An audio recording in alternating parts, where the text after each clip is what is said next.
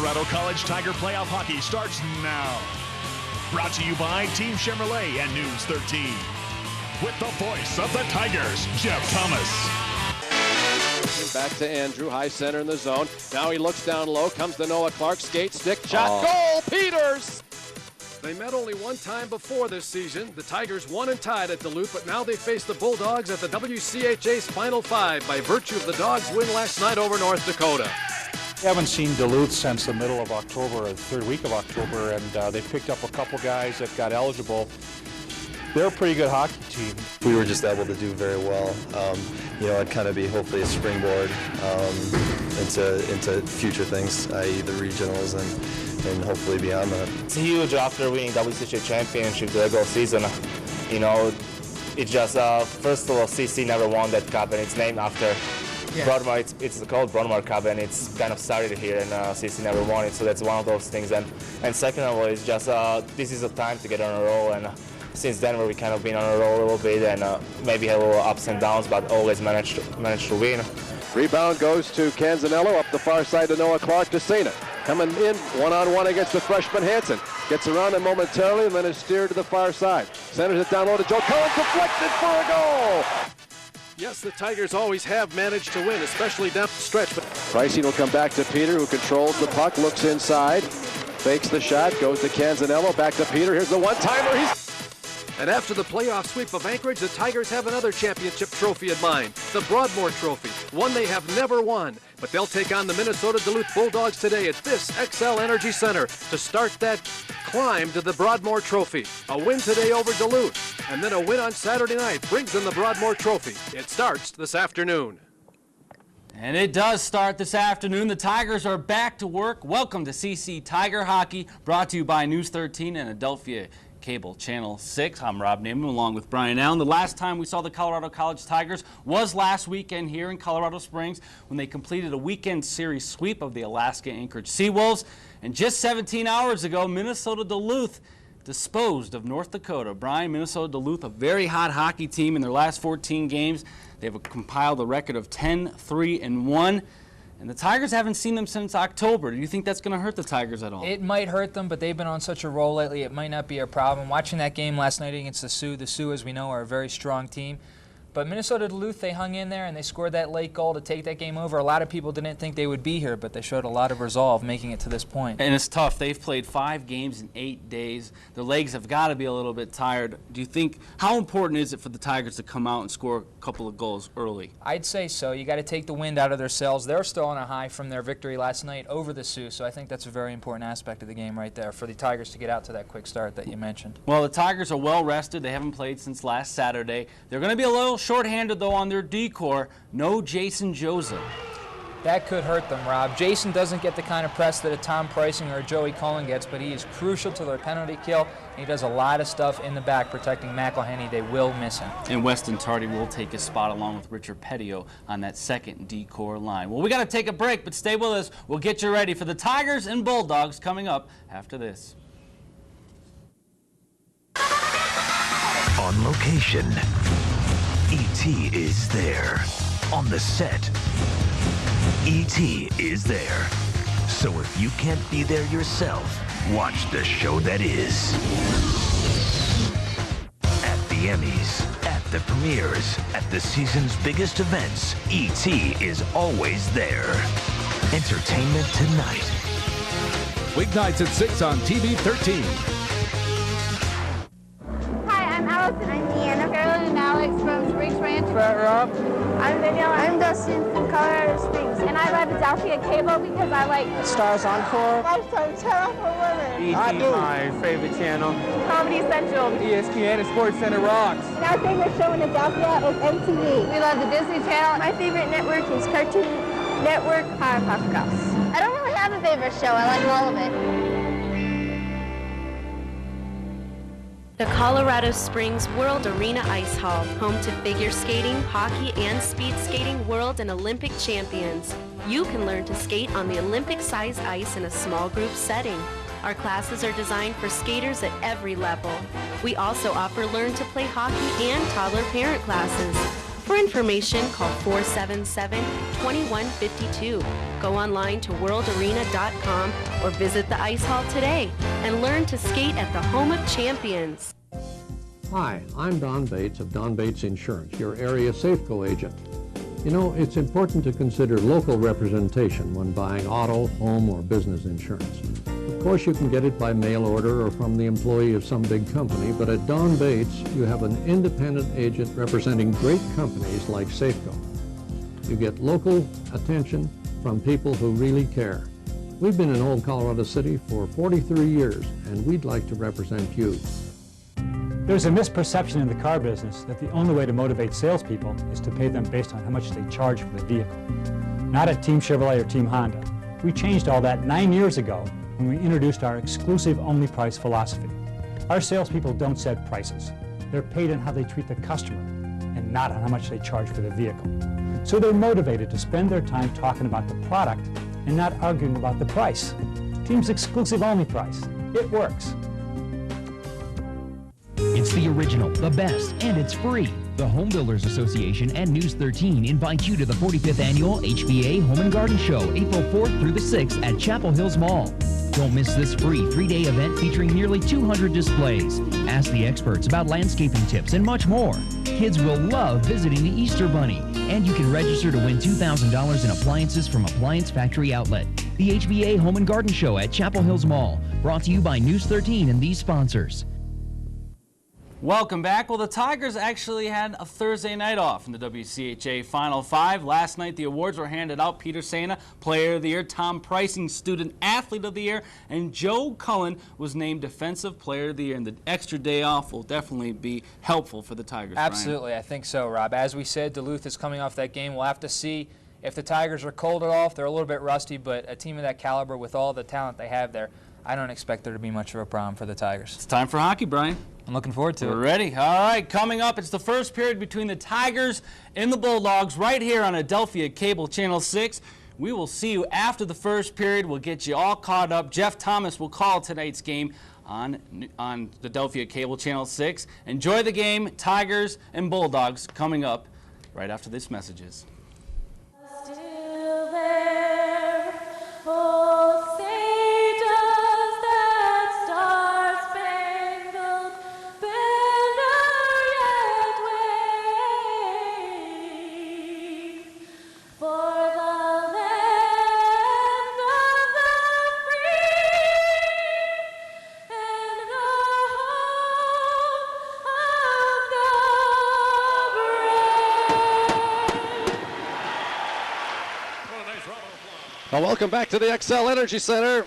St. Paul, Minnesota, Colorado College, and Minnesota Duluth ready to go to work here and play the first of two semifinal games that will determine who plays for the Broadmoor Trophy tomorrow night at 6 p.m. Mountain Time at the Xcel Energy Center. Joining us is Jim Paradise, as he has done at home all year long, but making the trip to his native state of Minnesota. Jim, welcome, and your thoughts as the Tigers get ready to go into their most important game of the year, but probably more important for the University of Minnesota Duluth. Well, first, it's great to be here and great to be up in Minnesota, but I think it's important, obviously, for CC to get out real quick and get on a big jump right away. I mean, these guys, obviously, Duluth playing last night, and they're going to be tired. I mean, it hurts. I mean, your emotions, trying to carry you in right away, and you want to get going, but once those emotions kind of settle down a little bit, the fatigue starts setting in. So CC gets on them, plays their, CC hockey, they're going to be in good shape.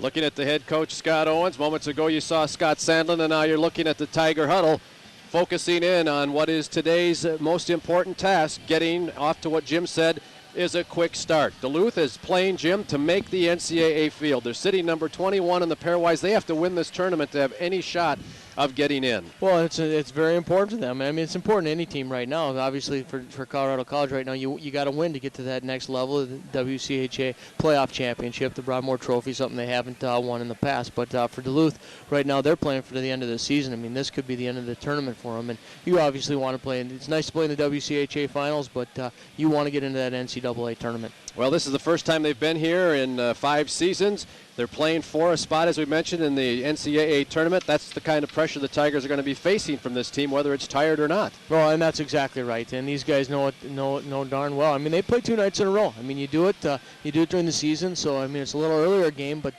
they should be ready for it. And they've got a lot more to play for at this point, this weekend than what CC does. Back-to-back games in less than 24 hours. 5th game in less than 8 complete days. Academy Fence, Olson Plumbing and Heating, Sinton Dairy, Geico Direct on Sports 1240, Team Chevrolet on TV 13 and Adelphia 6. Those are the sponsors, and now it's time for the fastest game in America, the Western Collegiate Hockey Association, the WCHA's Final Five. Duluth in its road uniforms, the maroon with gold numerals and white trim, Tigers in their home whites, and swatted into the Duluth zone, going left to right by Joey Kraft, picked up behind the net by Neil Petruick, rolled up the near side, and the Dogs get out, fielded at center ice by Tom Pricey, named the Scholar Athlete of the Year in the WCHA yesterday, and then taken back by Hammond and sent into the Tiger end. We're just underway, played the first 38 seconds as the Tigers send it into the Duluth zone, and both teams have made their first changes of the afternoon. Tigers have it at their own blue line after a Duluth clear. Laux cross ice, and then a return pass from Canzanello. Laux comes up high center, gets to the slot, loses it momentarily. It's popped free. Tigers pick it up and then lose it in the high slot. And a 2-on-1 rush for Duluth the other way. Canzanello trying to intercept the pass. Breaks it up. A centering pass is taken out of the play by the Tigers. Brett Sterling trailing the play, and a collision. Curtis McElhaney and the Duluth Bulldogs, Nick Anderson, and the Tigers break up a 2-on-1, Jim. Good defensive retreat. Well, Brett doing a good job. You see on the replay coming back as hard as he can, making sure he gets there, and just gets back in just enough time. And actually, CC defenseman, I believe it was Pricing there, I mean, doing a good job of holding that 2-on-1, letting the goaltender watch the puck and doing a great job of holding it. But CC got to get that puck in deep, make sure they get that man high. They cannot get beat, in odd man rushes. Well, Duluth is going to try to capitalize on chances like that early in the game, having played 5 games now in 8 days. Puck far corner, Tiger end, dug out by Marty Sertich. He's knocked off the puck. Bulldogs send it behind the cage to the near side, up the half board, and picked off by the Tigers' Noah Clark. No look backhand, looking for Sano off Peter's stick, and taken away by the Dogs at their own line. Then they lose it at neutral ice, and it's swatted in by Richard Petio. Picked up by Bo Geisler of the Bulldogs, sent across ice, and then a return pass behind the Bulldog net to Geisler. Up the near side, picked up by CC, centered pricing to Sena, broken up. Dogs pick it up, start to head back the other way. Coming in at the right side and rolling it slowly into the Tiger end is Tyler Brose. Dug out by Weston Tardy, who is playing for Jason Joseph. The puck is loose under one of the Dogs behind the CC net, picked up by Petio. He's pushed to the boards by Drew Otten, taken away Marty Sertich, and ahead to Tardy. Tardy works it up the left wing. His pass does not find Sena. It is picked off and sent back in. Digging it out is CC Sertich. Near side to Petio, nearly turned over in front of the Tiger net, and then Duluth sends it deep. Slowed by McElhaney, picked up by Tardy, who hails from Duluth. There are 2 Duluth former high school players in the CC lineup today, Weston Tardy and Aaron Slatengren. Tigers behind their own net, up the near side, off the boards, picked up by CC, and on the fly, Frischman. Comes in at the right side, 1-on-1 against Jay Hardwick into the corner. Dogs take it away, and then Frischman takes it back to Pulaski behind the cage and back to Frischman up the far side in the Dog zone. Top of the zone and a one-timer by Mark Stewart just off the mark, retrieved Pricing. Tries to chip it to the slot. Broken up by Duluth. Playing for the puck behind the net, Goolsby centers it off the back iron. Frischman goes down trying to keep it alive, retrieves it, hops right back up the half board, poke checked away, maintains possession in a 4-player scrum along the half board. Squirts free into the corner where it's picked up by Mathias. Rolls it up the far side to Otten, off his stick. Tigers take it back, and then a poke check sends it off the Tigers. Reed Goolsby deep into the Tiger end. 16:57 to go. We're in the first period. We are scoreless. CC and Duluth, first of 2 semifinal games that determines one of the 2 Broadmoor Trophy finalists tomorrow night at 6 o'clock Mountain. Puck behind the Duluth net, scooted up the far side, kept in Mark Stewart to Colin Stewart along the far side half-board, rolls it towards the corner. Bulldogs pick it up, send it out, and into the Tiger end, and quickly back to get it is Andrew Canzanello. Pulls up behind his own net. Got a man in his face coming in front of the cage, Luke Stoffaker. Up on the left wing he goes to Slatengren. Aaron rolls it through the corner behind the net, and an icing call on the CC Tigers. They'll take it back into the CC zone for a face-off. 3:40 in. We got pretty good up and down the ice action here in the early going, Jim, for a team that's played 5 games in 8 days. Well, Duluth coming out on fire right now. They're doing a good job of getting that puck deep. They're really moving their feet, fighting through checks and playing some good body, as you saw in the replay there. Weston Tardy not getting a chance to get his head up, but CC coming back a little bit. The good job by that Goolsby Frischman, Pulaski line, getting the puck in, trying to work it down low a bit and doing some cycling. Off the stick of Tyler Liebel into the Duluth zone. Tigers Laux keeps it in, rolls it towards the corner. It's poke checked away and back to neutral ice, and Tom Price will have to track it down high in his own end. Ahead to Laux, who's had 5 goals in the last 6 games. He rolls it into the right corner and deep, and the Tigers are hit with an icing call again. We'll take a timeout. Face-off coming in the CC zone. We're right back, and we are scoreless. Thinking about buying new appliances? Buy direct and save up to 40% at Appliance Factory Outlet. We offer unbeatable values on all GE appliances. Right now, save up to 40% on brand new GE closeouts. And look for huge savings on luxury stainless appliances. At Appliance Factory, we offer all popular and luxury brands, 0% financing, delivery and installation, all at guaranteed unbeatable savings. Appliance Factory Outlet, why shop anywhere else? We're open 7 days a week, so come in and see us today. Hi, I'm Don Bates of Don Bates Insurance, your area Safeco agent. You know, it's important to consider local representation when buying auto, home, or business insurance. Of course, you can get it by mail order or from the employee of some big company, but at Don Bates, you have an independent agent representing great companies like Safeco. You get local attention from people who really care. We've been in Old Colorado City for 43 years, and we'd like to represent you. Colorado College zone to the stick side of Curtis McElhaney, and Joe Cullen, named Defensive Player of the Year, and Francisco are tossed out of the circle. Puck is dropped, and McElhaney finds a quick wrister through traffic that he stuffs over to the far side. Tigers dig it out. Poke checked away off the stick of Cullen, run into the Duluth end by Brett Sterling. Dogs pick it up in front of their own net, send it up the near side, broken up by Liebel, but he can't get to it.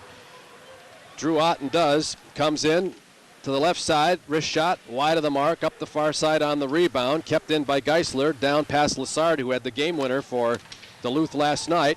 Then to the half board, got a whistle, and taking a big hit along the far side boards is Bo Geisler, and we've got a penalty coming, I think, on this call as Geisler gets up, and let's see who's going to the box. It looks like the Tigers, perhaps for an interference call, as Joe Cullen takes Geisler into the boards, and that may be a potential hit from behind call. We'll have to keep an eye on that one, as you saw on the replay. That borderline situation that Cullen put himself in, it is going to Cullen. And he comes out of it with a boarding call, and I think that's a fortunate end result, Jim. Yeah, no, I agree. I mean, it's so difficult. You get in that defensive zone, and you want to get the puck out, and trying to play aggressive, but Joe getting a little too aggressive right there. You got to. We talk about time and time again. When that guy's back is turned to you, you've got to stay away from him, or at least to try and get in front of him. Otherwise, you're going to end up in the penalty box. And right there, he gets lucky with just a boarding, because that could have been a good check from behind. Tigers on the penalty kill for charity, brought to you by Equity Lending. Duluth on the power play is 16.3% proficient. That is 8th best in the league. And on the special teams matchup, Jim, the Tigers with the #1 power play, but Duluth with the #2 penalty kill right behind the Tigers. That's the one we're going to have to really watch today. Well, the penalty kill is good, and obviously for CC with the #1 power play. But right now, I mean, this is a good challenge for you. You get early in the game, you get down a man, you get some of your top guys out there, try and kill a penalty, and it's a good challenge at the start of the game for the CC Tigers. Duluth sends it deep and then retrieves it along the half-board far side behind the net. They turn it over, and Petio gets it to the point.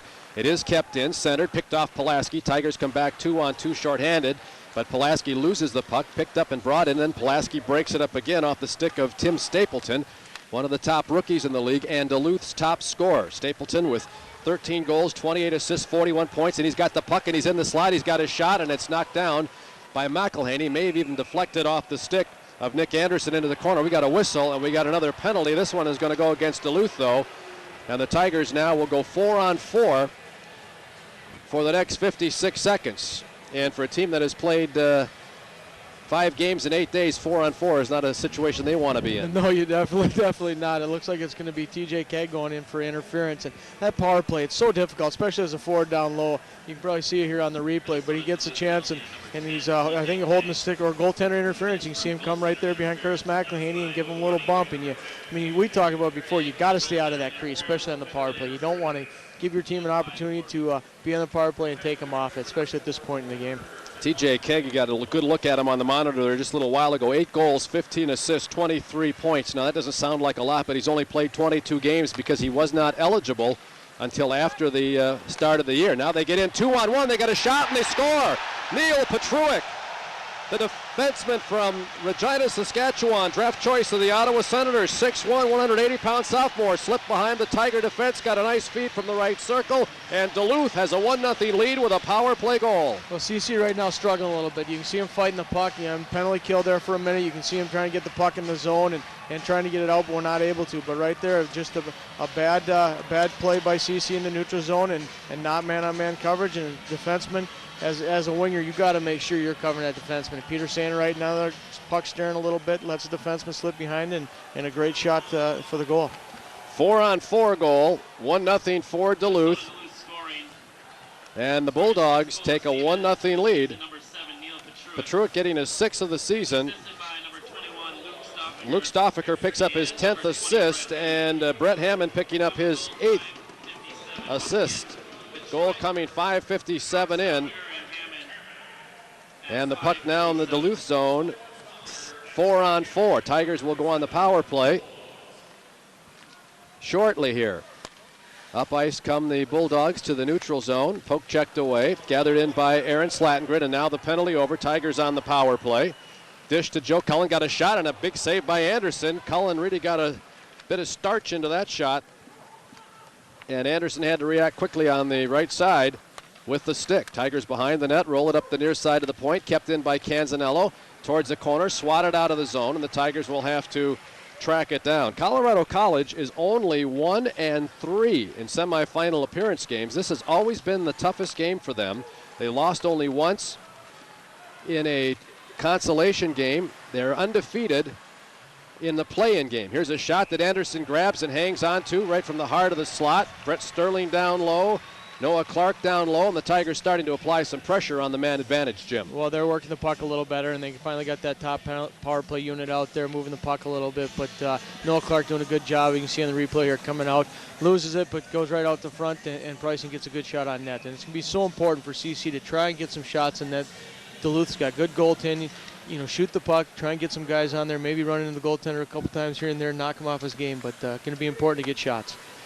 Up the right half board, Peter Sena, far point to Pricing, top of the zone to Canzanello, then right point to Sena. Looks inside, throws it on net, blocker stop by Anderson, whacked to the half board by Stapleton, retrieved Pricing to Sterling, and then behind the net up the near side to Noah Clark. To Sena off his stick into the corner, Duluth tries to clear.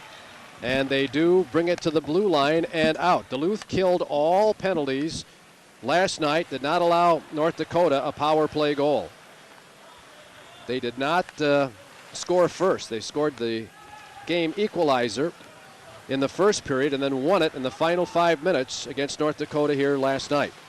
To the left point, kept in, thrown down by Keg, swatted away by Petio after blocking the shot, retrieved and rolled towards the blue line and swatted out by Slattengren, muscled in along the right side, tracked down in the Duluth zone by the Bulldogs. Rolled to the blue line, picked up, pushed on the right wing, carried in by Keg, steps around one man, but the puck is poke checked away by Petio. Ahead to Crabb, who gets tied up with Colin Stewart. Both go down, puck's in the zone, picked up now by Crabb, works towards the slot.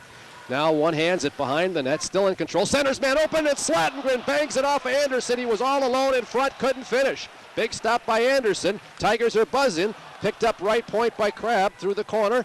Over the stick of Colin Stewart. Picked up, brought to the point to Tardy. Tardy through the corner. It goes behind the net. Tied up, but still able to keep things alive for Colin Stewart as Slattengren. Stewart comes out of the corner, puts it back in the corner for Joey Crabb.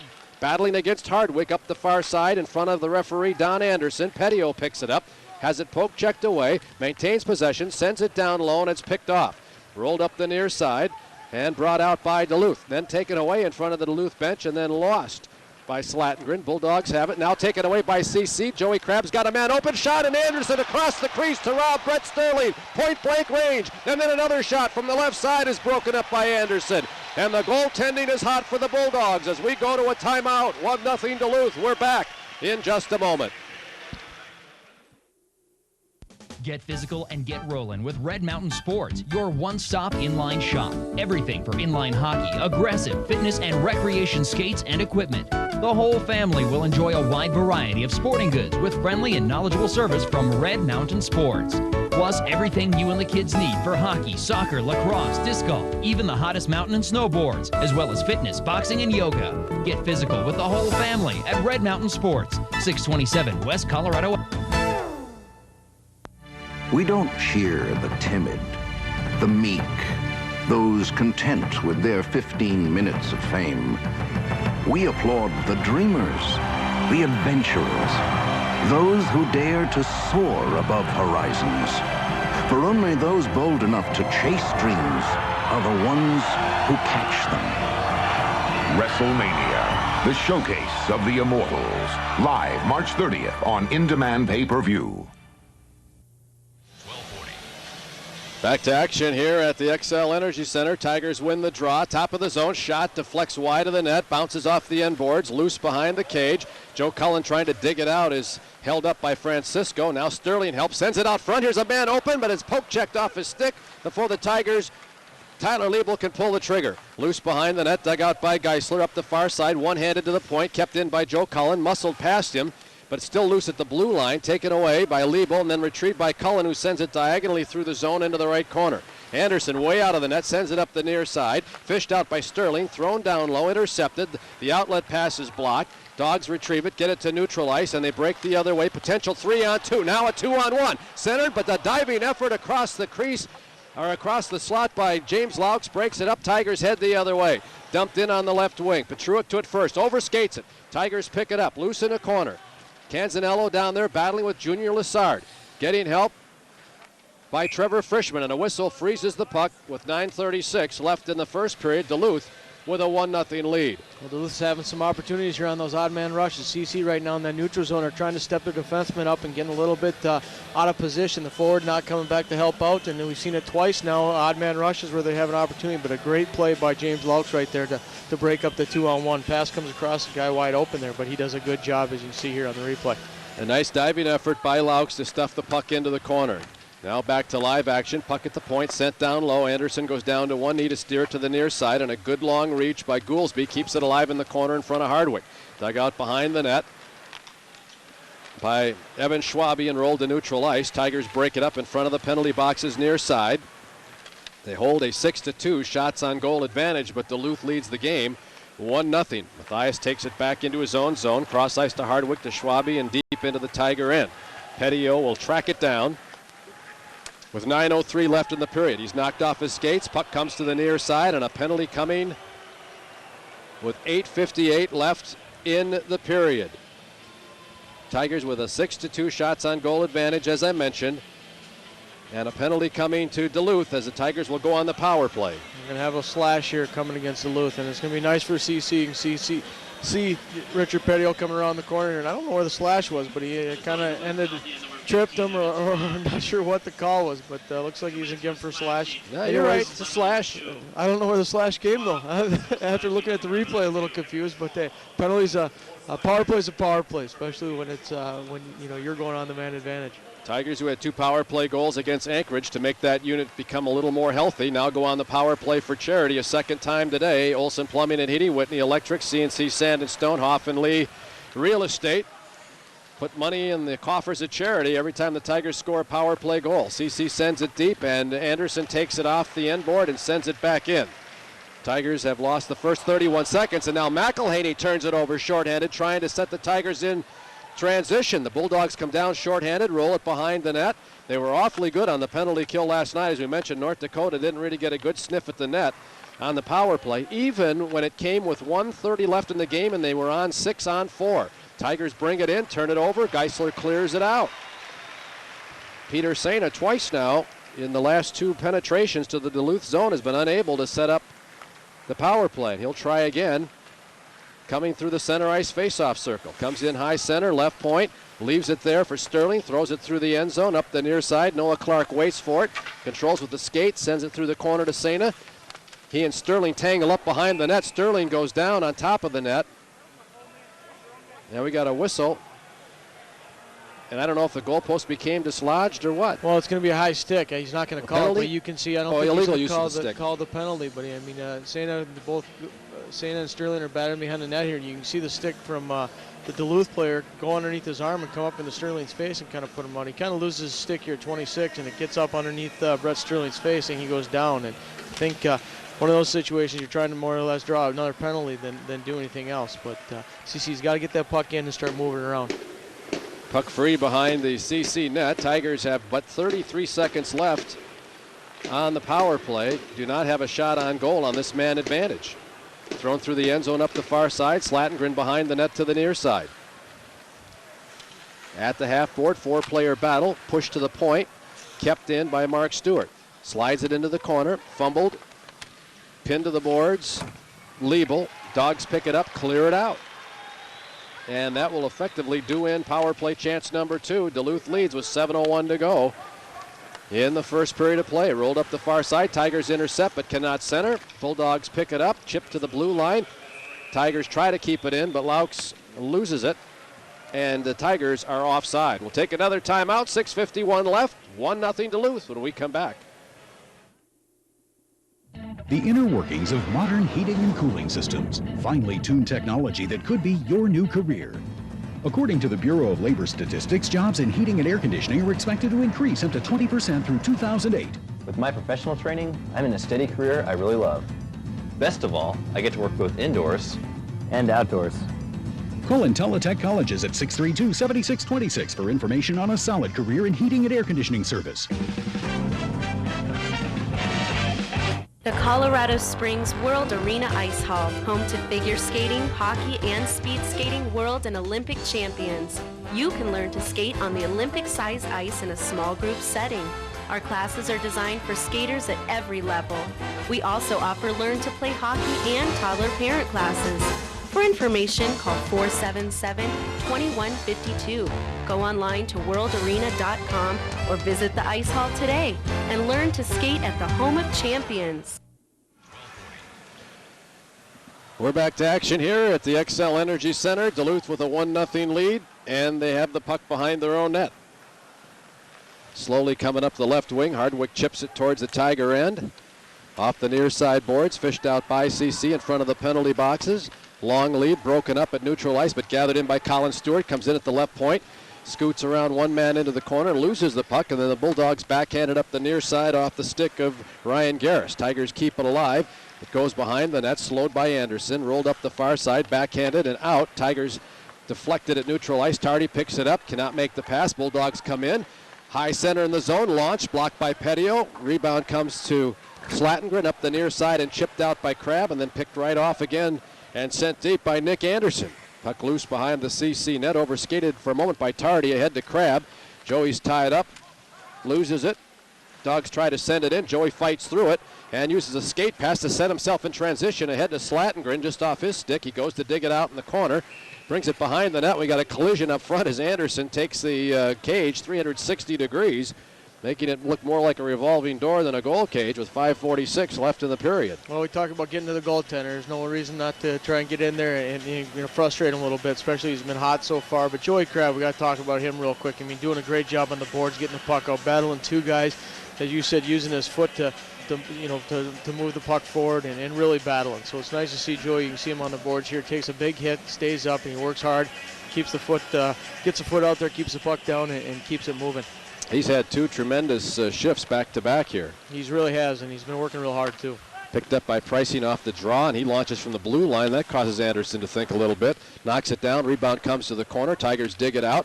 Pulaski fighting through a check, standing his ground. He'll make a skate pass to try to clear himself free, and he does. Brings it behind the net. Now comes out front. Fights through another stick check. Turns it on net. It's blocked. Keeps it alive and drives it into the corner.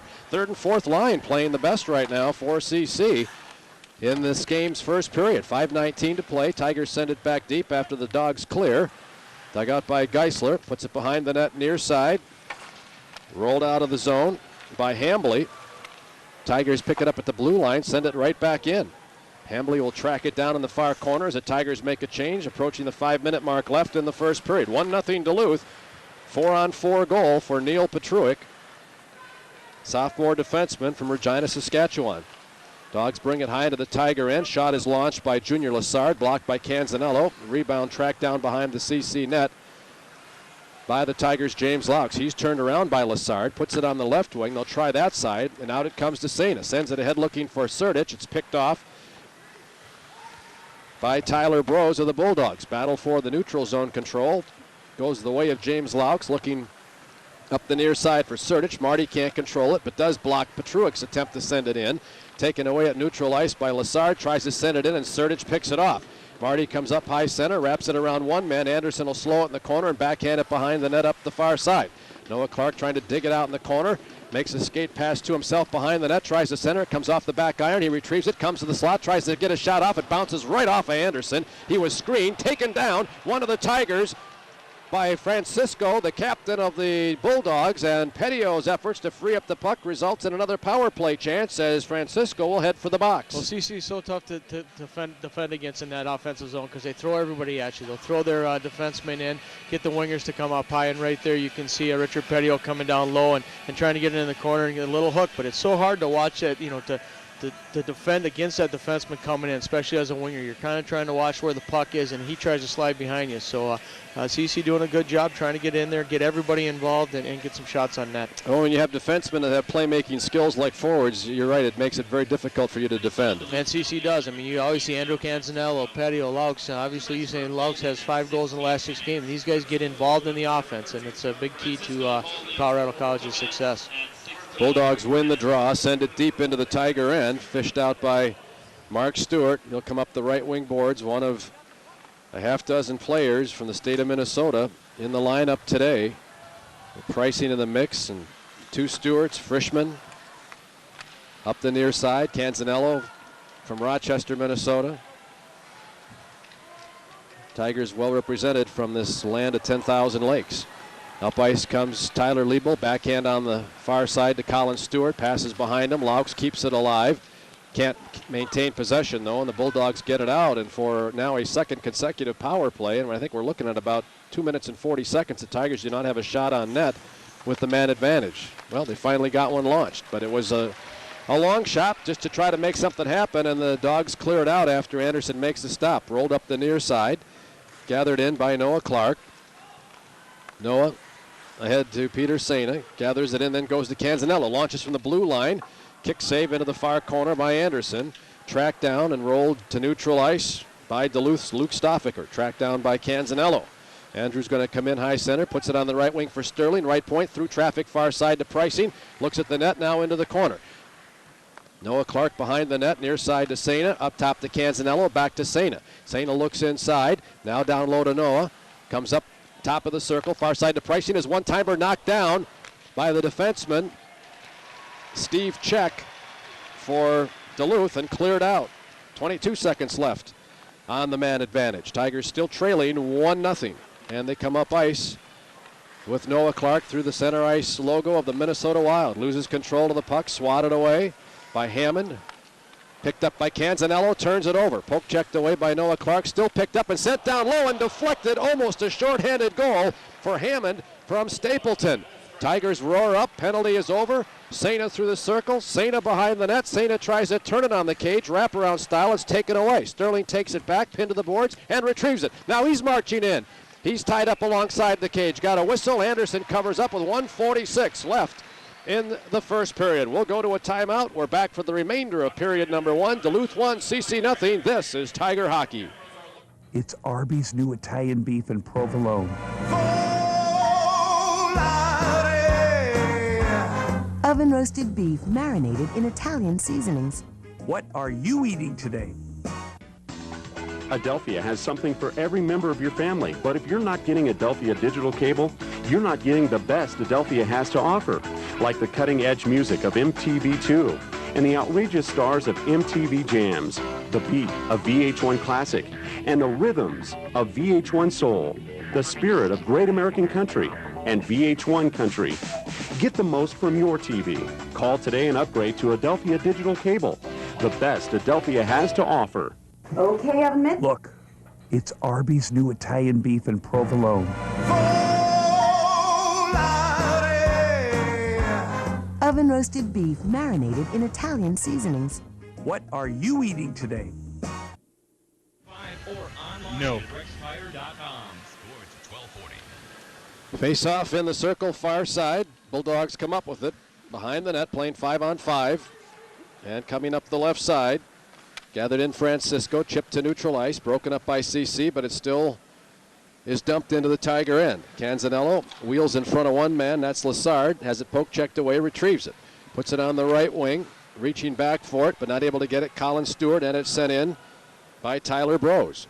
Left alongside the cage by McElhaney to Laux, then pushed up the far side, kept in, and sent behind the net by Czech. Bulldogs have it, and coming to the near side, poked off the stick of Lassard. Crowd wanted a call as Slatengren gets into it, and now we've got a penalty coming on the Tigers, either Canzanello on Lassard or Slatengren on Stoffaker, as tempers flared coming out of the corner. And it is Canzanello going to the box, and now the Tigers will play shorthanded, Jim, for the rest of the period. Well, CC gets running around a little bit down their zone, and you can see a big hit here in the corner. Aaron Slatengren doing a good job holding on to his feet, but Canzanello gets behind the UMD forward and kind of clutching and grabbing. The forward goes down, and obviously going to be a penalty. Andrew, you can see Andrew kind of turning around, looking back and saying, uh-oh, I think I'm going to be going to the box. Yeah, hoping they missed it. Bulldogs on the power play. Tigers on the penalty kill for charity, with Equity Lending donating money to charity when the Tigers kill a penalty. Up top of the zone, launched by Stapleton, blocked Noah Clark, picked up by Sena, ahead to Noah. Shorthanded, the Tigers come back 2-on-2. Noah gets around one man, then it's poke checked away, maintains possession, leaves it for Sena, comes free along the end line. Stapleton picks it up, now Sena all over the Bulldogs, trying to free it up. TJ Kegg, Dogs still bring it into the Tiger end. Far side corner, centering pass blocked by Pricing, he plays the body. Puck delivered to Francisco and then to Anderson. Near side to Kegg. Kegg throws it down low, deflects off of Mark Stewart up ice, and it's a race. Although Saint is going to come off with the first phase of the penalty kill over. Whacked deep with 8 seconds left in the period. Duluth will carry over into period number 2. Basically a full minute on the power play. There's the horn. The first period is over. 59 seconds into period number 2. Duluth will have the man advantage. We'll take a timeout. We're headed back to our News 13 studios to Rob Namnoom and Brian Allen. We'll be back for the second period after they take care of the intermission. 1-0 Duluth. This is Tiger Hockey. In 1992, Team introduced something Colorado Springs had never seen before. It's our exclusive only price, and it's based on one simple idea. People just want a car or truck, and not the struggle it takes to get one. So our salespeople spend their time telling our customers about our premium cars and trucks, and not arguing with them about the price. It's a straightforward way to do business, and we've been doing it that way every day for the last 9 years. Try the only price at Team Chevrolet and Team Honda. It works. Hi everybody, Mike Bo, host of the Restaurant Shows here on Adelphia Cable Channel 2 every Friday from 10:30 to 11 in the morning, 7 to 7:30 in the evening, and Saturday from 5:30 to 6 in the afternoon. Join me as we talk about restaurants here in the Colorado Springs area. We'll take you on a tour. We'll show you the restaurants. We'll show you the food. We'll introduce you to their owners. We'll introduce you to their chefs. We'll do some giveaways as well, and we'll tell you about some wonderful, fun, exciting events called Boyle Lunch Bunches and Boyle Supper Club. So join me for the Restaurant Show right here on Adelphia Cable Channel 2. From the News 13 family to our military families, our thoughts are with you. Welcome back to Colorado College Tiger Hockey here on Adelphia Cable Channel 6. Tigers down 1-0 after 20 minutes of play. Brian, the Bulldogs have a lot of jump for a team who's played 5 games in 8 days. They said last night, they said they'd be ready. They said they could play last night, but they certainly proved it. They're coming out here, they're playing a heck of a game thus far in the first period. Really stymied the Tigers up to this point, I'd say. And good goaltending by Rob Anderson. Absolutely. I'd say he is the reason, well, besides the clutch goal there at the end from Junior, but he would be the reason they are here at this point, and he's certainly continuing that. We've got some great saves to show you here in just a little bit. And you can always ride a hot goalie into the WCHA playoffs. This is kind of unfamiliar territory for Colorado College. Usually they're the ones playing in the playing game. They haven't had a lot of success in semifinal games. In fact, they're 1-3 in their history in the WCHA playoffs. You know, the Tigers, they really want to get this one because they want to get to the finals and they want to win the Broadmoor Trophy for the first time, Brian. Absolutely, absolutely. Peter saying it was funny. We talked to him a lot this week. You did. And it is the Broadmoor Trophy after the Broadmoor right here in the Springs, and they would love to bring that trophy back home for the hometown people right here. By the way, no team who's played in the playing game has ever won the Broadmoor Trophy.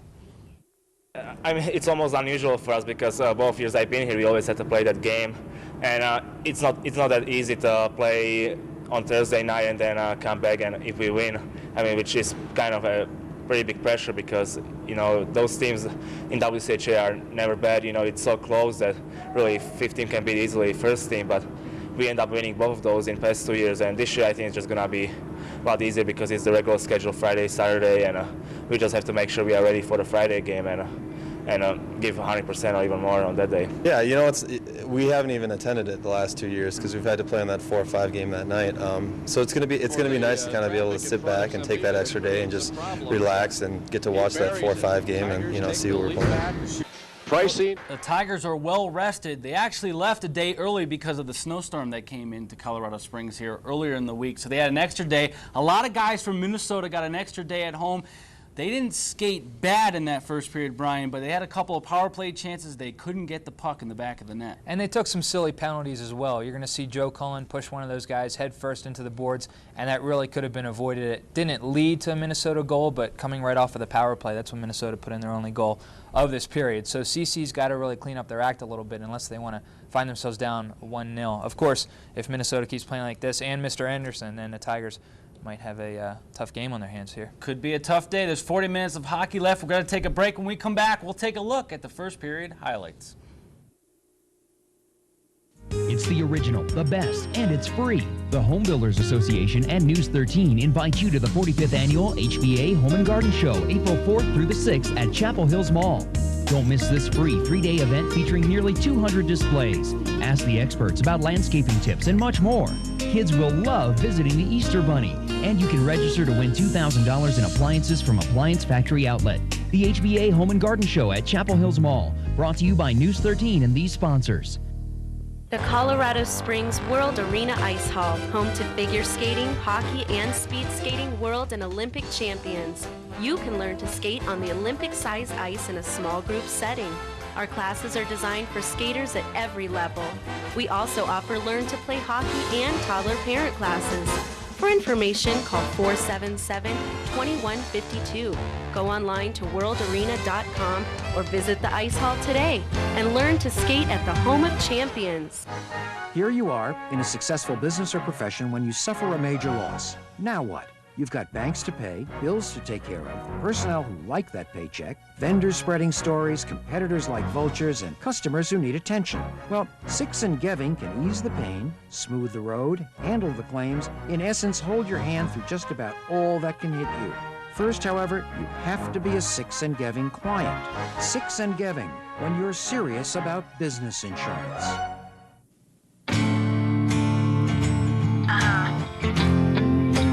Life's like this. Why the hell they gotta make things so complicated? I see the way your little bit of laugh, little bit of pain, turn my back. It's all in the game of loving. Oh yeah, I'm walking on sunshine. Whoa. Peak 95.1. There's this guy. Oh, it's in my face. Shouting at me. I cover my ears, but still him just pushes me. But I love him. He's my coach. My coach. Be a coach.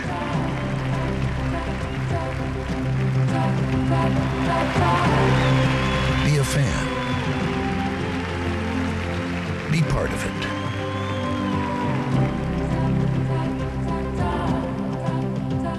You'll never be more inspired. Inspire greatness. Special Olympics.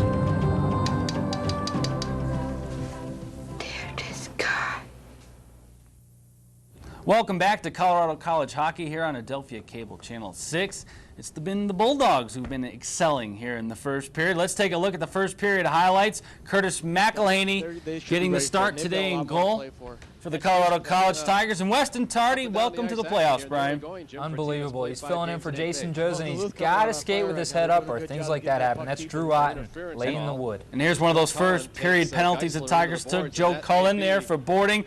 So the Bulldogs will go on the power play. Now we're on 4-on-4 hockey. Neil Petruic going to go top shelf on McElhaney, and the Bulldogs take a 1-0 lead, Bri. You know what? And the Tigers are very lucky. Cullen did not get called for 5 minutes there, Rob. And there's another look at the goal. Petruic. It looks like they're picking up right where they left off last night. That's a great goal, beating a great goaltender in McElhaney, as we know. And the Tigers were on the power play a few times in this first period. They had some good chances, but Rob Anderson is a hot goalie right now, making some stellar saves between the pipes. By the way, last night in their game against North Dakota, the Bulldogs did not allow a power play goal against North Dakota. So the Tigers are down 1-0 after one period of play. Stay with us. We'll be right back after these messages. Adelphia has something for every member of your family, but if you're not getting Adelphia digital cable, you're not getting the best Adelphia has to offer.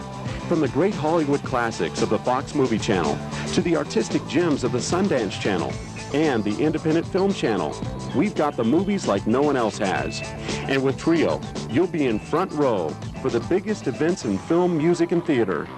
Get the most from your TV. Call today and upgrade to Adelphia digital cable, the best Adelphia has to offer. Hi, I'm Don Bates of Don Bates Insurance, your area Safeco agent. You know, it's important to consider local representation when buying auto, home, or business insurance. Of course, you can get it by mail order or from the employee of some big company, but at Don Bates, you have an independent agent representing great companies like Safeco. You get local attention from people who really care. We've been in Old Colorado City for 43 years, and we'd like to represent you. The inner workings of modern heating and cooling systems, finely tuned technology that could be your new career. According to the Bureau of Labor Statistics, jobs in heating and air conditioning are expected to increase up to 20% through 2008. With my professional training, I'm in a steady career I really love. Best of all, I get to work both indoors and outdoors. Call IntelliTech Colleges at 632-7626 for information on a solid career in heating and air conditioning service.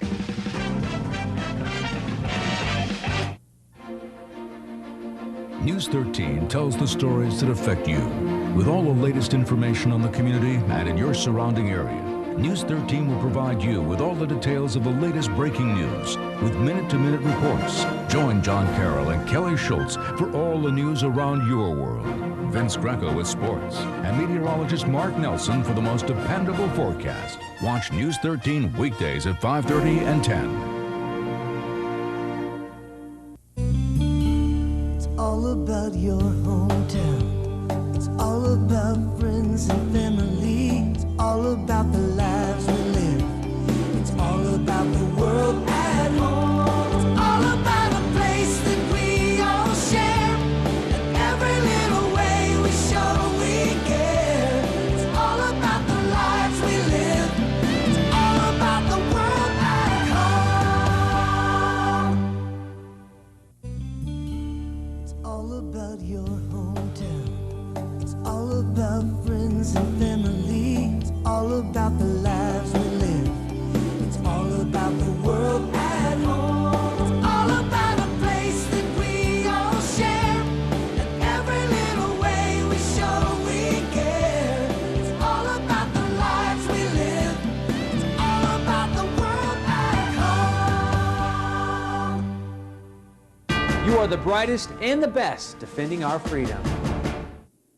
Welcome back, Colorado College Tiger Hockey here on Adelphia Cable Channel 6. Tigers down 1-0 after one period of play. Brian, what do the Tigers need to do to get it going here in the second period? You know what, Rob? We talked about how the rest could do the Tigers good, but I'll tell you what, it seems to have hurt them in the first period, but they're a good enough team that I think in that huddle, or I'm sorry, in the locker room during this first intermission, I'm sure Coach is giving them an earful. I'm sure they're hearing about what they need to do in the second half. And it's not like they're down by 3 or 4 goals. I think they're going to come out and you'll see a different team in the first half. But give credit to the Bulldogs because they came out in that first period and it looks like they didn't ever come off the ice from their game last night, the victory over North Dakota. Yeah, the Bulldogs skated well. Rob Anderson, their goalie, pretty good between the pipes, but there's still 40 minutes of hockey left.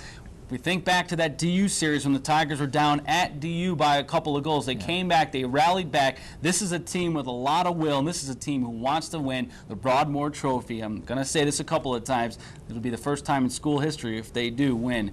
We'll find that out tomorrow, hopefully. We'll go back to the Xcel Center with Jeff Thomas and Jim Paradise after these messages. One reason people like the only price at Team Chevrolet and Team Honda is that it saves so much time. The old-fashioned back-and-forth negotiation process can be tricky, emotionally tiring, and sometimes a little insulting. But mostly, it just wastes time. The only price is simple. We show you the vehicles, we show you the prices. There's nothing to fight or argue about. So you can be in and out, over and done in about an hour. No gimmicks, no hassles. The only price at Team Chevrolet and Team Honda. What's your business situation? Would it surprise you to know that here in Colorado Springs, there's an insurance agency that's as large as some large city agencies? So whatever your size, no matter your geographic range or industry type, right here locally are people who have the resources, expertise, background, and ability to create programs and solve problems, save time and money. Insurance solutions for your business. Six and Giving, when you're serious about business insurance. Station of the Year. Hi, I'm John Carroll. Thanks to your support, News 13 has been named the Colorado Broadcasters Association Major Market Television Station of the Year, with recognition in news, commercial advertising, and public service. News 13 would like to thank you, Southern Colorado, for making us Station of the Year. For a news team you can trust with information on important issues you care about, News 13 is all about your world at home. Joel Siegel's Road to the Academy Awards escorts you through the music and madness of this year's finest films. Don't worry, honey. Everything's fine. I don't know what's happening. I seem to be unraveling. From favorites to fantasy. There is still hope. Joel Siegel's Road to the Academy Awards. Don't miss Joel Siegel's Road to the Academy Awards this Sunday at 4 p.m. only on News 13.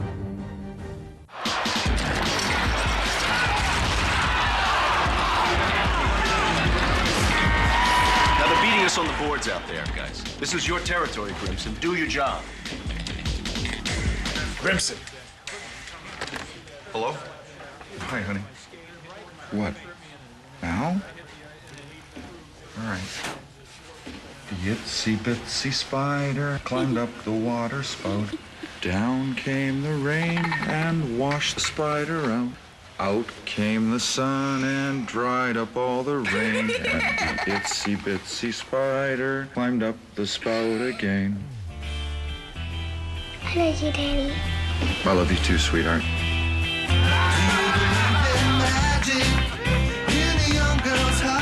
Hey, it's my girl. You know, my daughter. Love. Pass it on. A message from the Foundation for a Better Life.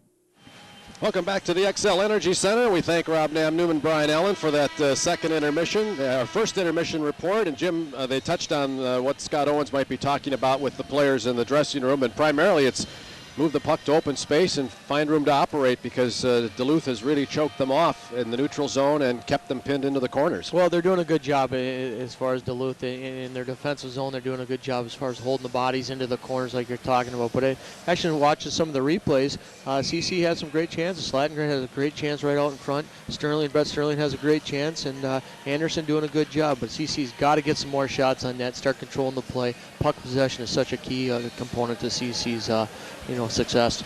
10-4, the shots on goal in favor of the Tigers. Rob Anderson stopped all 10. Curtis McElhenney stopped 3 of 4. Duluth will begin the second period on the power play. As the puck goes deep into the Duluth end, Tigers trying to kill off the balance of this power play. 46 seconds in duration. as it's picked up by Stapleton on the left wing for Francisco. Wraps it around Sena deep into the corner. Pricey will get there first behind the net. Chips it around one man up the near side. Noah Clark braces for a hit, frees up the puck, and it's cleared out by Mark Stewart. And that's penalty killing at its best, making sure you have control of the puck and an avenue to get it out, Jim. Well, I mean, the defensemen getting into the play so well, picking and rolling for each other. Noah Clark gets over to the board, sees it being rung around, makes sure he takes the body, the puck pops out, and Stewart steps right in and gets it out of the zone. 3 fresh penalty killers step onto the ice, and Joe Cullen, Weston Tardy, and Richard Petio. Bulldogs lose it at neutral ice, and they sprung Colin Stewart on a breakaway. He's in, he shoots, he scores! Short-handed goal number 4 on the season from Colin Stewart, and the Tigers have come even with the Bulldogs with a short-handed goal. It's 1-1 here at the Xcel Center. Well, that's what CC needed to get him going, and Colin Stewart doing a great job. I mean, something with that corner, that net down there, same spot that the Duluth forward put it, but you can see right here, both Colin and Stewart stepping up, seeing the loose puck, and Stewart picks it up, finds a great, that upper left corner, and I mean, just buries the puck. But what a good start by 2 veterans, and in the second period, especially on the penalty kill. 13th goal of the season as he beats Anderson cleanly, but his 4th shorthanded goal. Kind of stuck on 3 since before the first of the year, but he comes up with an important goal at an important time of the game. Dogs the other way quickly, and the Tigers dodge a bullet by icing the puck. Quickly, the Dogs back in the Tigers' face, and McElhaney's got to get a piece of it to prevent the Dogs from going back on top.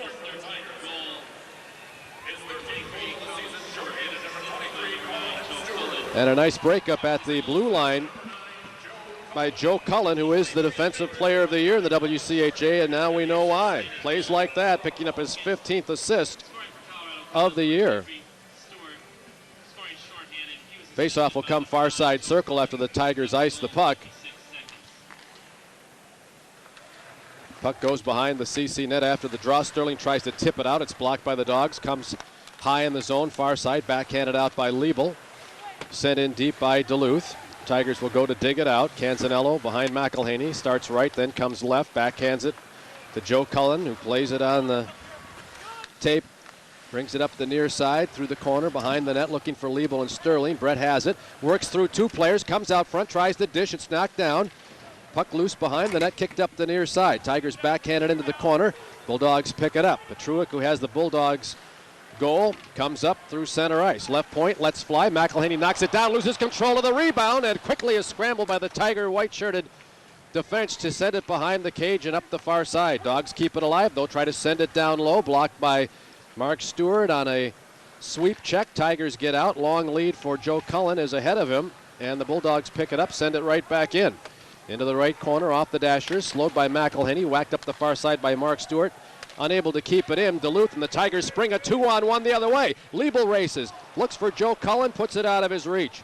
It comes up the near side. Bulldogs get it out, and now they have got a 2-on-0 break, but they track down the puck at the end line and lose their angle to the net, so the Tigers catch a break.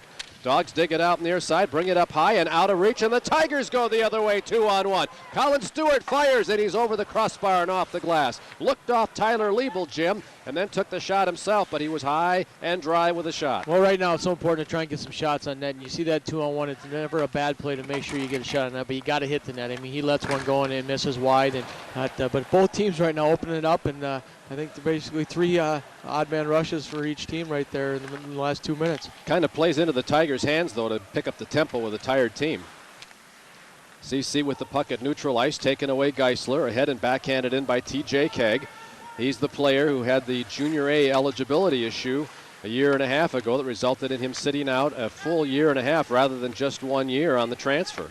So he did not become eligible until just after the first of the year. First time the Tigers have seen number 10 of the Bulldogs. Slatengrim sends it behind the net, and McElhaney's got to cover up, doesn't get it done. TJ Kegg comes in for a wraparound. That's broken up by the Tiger defense.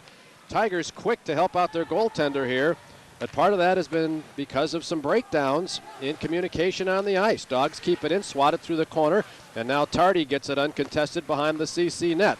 On the left side to Colin Stewart, who tries to backhand it out. It comes back into the CC zone, centered, and a shot is wide, launched by Nick Anderson. Tigers really fending off some serious pressure by Duluth, and now they've got it out front again. Here's a shot. McElhaney sees this one, though, knocks it down with a chest and covers up with 16:02 left in the second period, and the Tigers with a 1-1 draw. Well, the defensive zone right now, a real struggle for CC. Curtis McElhaney doing a good job, but they're having a tough time getting the puck out of the zone. As a winger, when you get that puck on the board, you have to make sure it gets out of the zone. I mean, that's your first priority, to make sure it gets out of the zone. And right there, CC turning it over in their defensive zone and paying for it.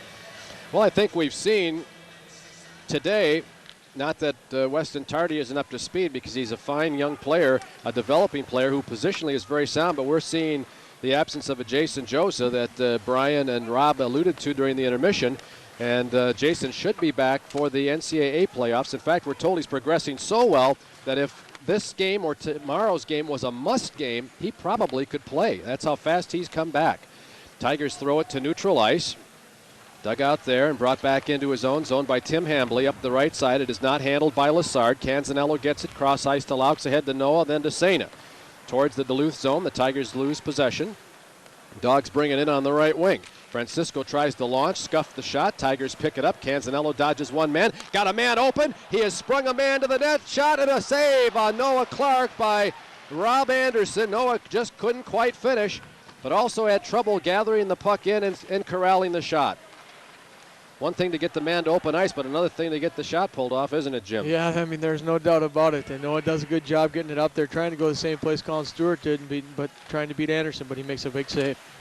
Puck to neutral ice, then back into the Tiger zone, into the right corner. Puck free, centered out front. Ricochets once, twice, shot, save. McElhaney, point blank range. That is a big stop. Robbing the top scorer of Duluth, Tim Stapleton. Sena runs it into the near side corner, tries to track it down, goes down in the corner. Dug out by Frischman. Frischman starts to march through the circle, has it tapped away. Gathered in Hardwick up the right wing to Brett Hammond. He has it taken away and sent deep by the Tigers' Trevor Frischman. Hardwick in the corner, behind the net up the near side, all the way to Hammond at the point. Off his stick to the Tiger end, retrieved by Petio, far side to Tardy. Ahead off Goolsby and Frischman deep, and now they're going to say nobody touched up, so it's an icing call. And we'll take a timeout here at the Xcel Energy Center. 1-1 is our score. Tigers in a dead heat will return in just a moment.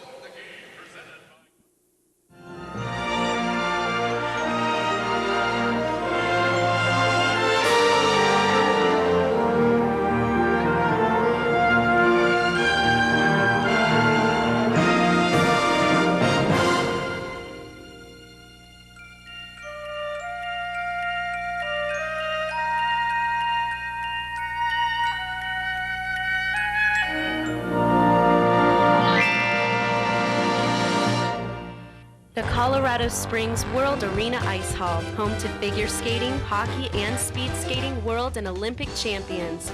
You can learn to skate on the Olympic-sized ice in a small group setting. Our classes are designed for skaters at every level. We also offer learn to play hockey and toddler parent classes. For information, call 477-2152. Go online to worldarena.com or visit the ice hall today and learn to skate at the home of champions. Face-off coming, far left circle. Tiger zone, shot off the face-off, and Kumak snares that one out of the air. And we were talking in the break, Jim, that Kumak is really seeing the puck well right now. Well, I think Curtis went in and probably realized that he had to get some things to get together for his team. And, I mean, right now he's seeing the puck well. He's coming on the net, but he's making some key saves. I mean, about a minute and a half ago, made just an unbelievable save out front. He's controlling the puck, which is important because CC is struggling in their defensive zone. Off that face-off, a shot from above the left circle that Curtis got in the mitt from Petruic and did not hang on to it. And you'll see now it pops out. But for a big guy, how quick he is to cover up and make the stop. Well, he had to be very quick right there, and he does make the original stop, but not hanging on to it, but making a good job, or doing a good job and getting over to it. But face-off, so important in that defensive zone. Trying to win that, get back to your defenseman because you get a breakout. Brett Sterling picking up the lead from Tyler Liebel and James Laux and gets off a wrister that is covered up by Anderson, who sees it well. Now we've got a little pushing and shoving behind the net. Joe Cullen stepping in there to protect his little friend from Pasadena. It's a valuable player who's aggravated a shoulder injury in the game against Alaska Anchorage. You see Anderson make the stop, and then Sterling gets hooked up down behind the Duluth net by Czech. What a great name for a defenseman, Czech. However, it is spelled C-Z-E-C-H. Tigers Off the right circle, a drive by Sterling, and Anderson's got it and is hanging on, coming to his feet with 13:45 left in the second period.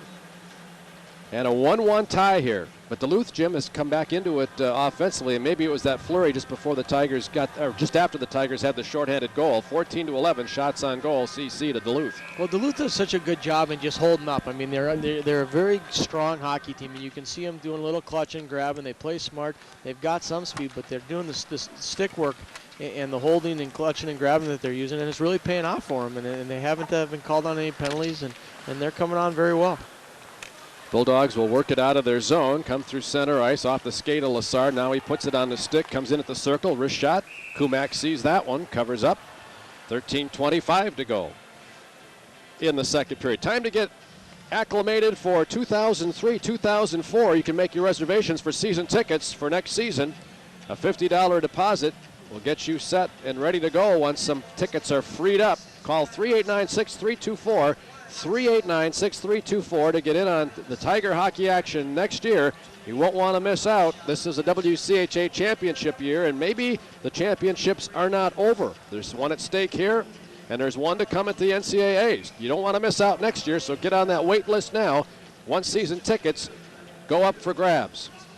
389-6234. Face-off coming, far side Tiger zone. Francisco tossed out. Slatengren squares off with Brose, wins the draw. To Cullen. Behind the net to Colin Stewart. Up the near side. Thrown on net by Duluth. Wide. Rebound all the way to the point and chipped out of the zone by CC. Whacked right back in, but the Dogs will have to get onside. Easy track down by Pricing out of the corner. Behind the net up the right wing. Corralled by Crabb. Ahead to Slatengren. Tips it around one man. Racing after it, Colin Stewart. Poke checked off his stick.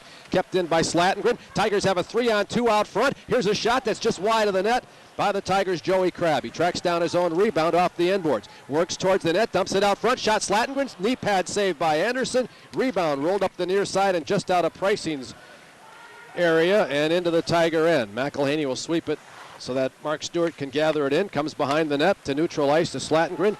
Off his stick, taken away by the Bulldogs and then turned over. Then comes Slatengren high center. Dumps it, looking for the trailer Crabb. It's ahead of him. Dogs get out.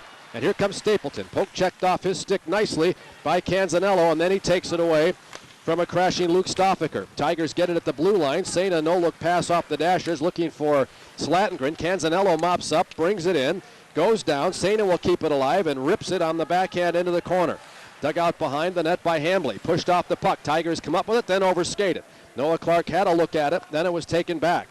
Rolled out of the zone, Stoffaker to Geisler. Geisler will chip it into the far corner with 11:59 left, second period, and a 1-1 tie. And McElhaney gives it up in the corner. Tigers bail him out and get out of the zone.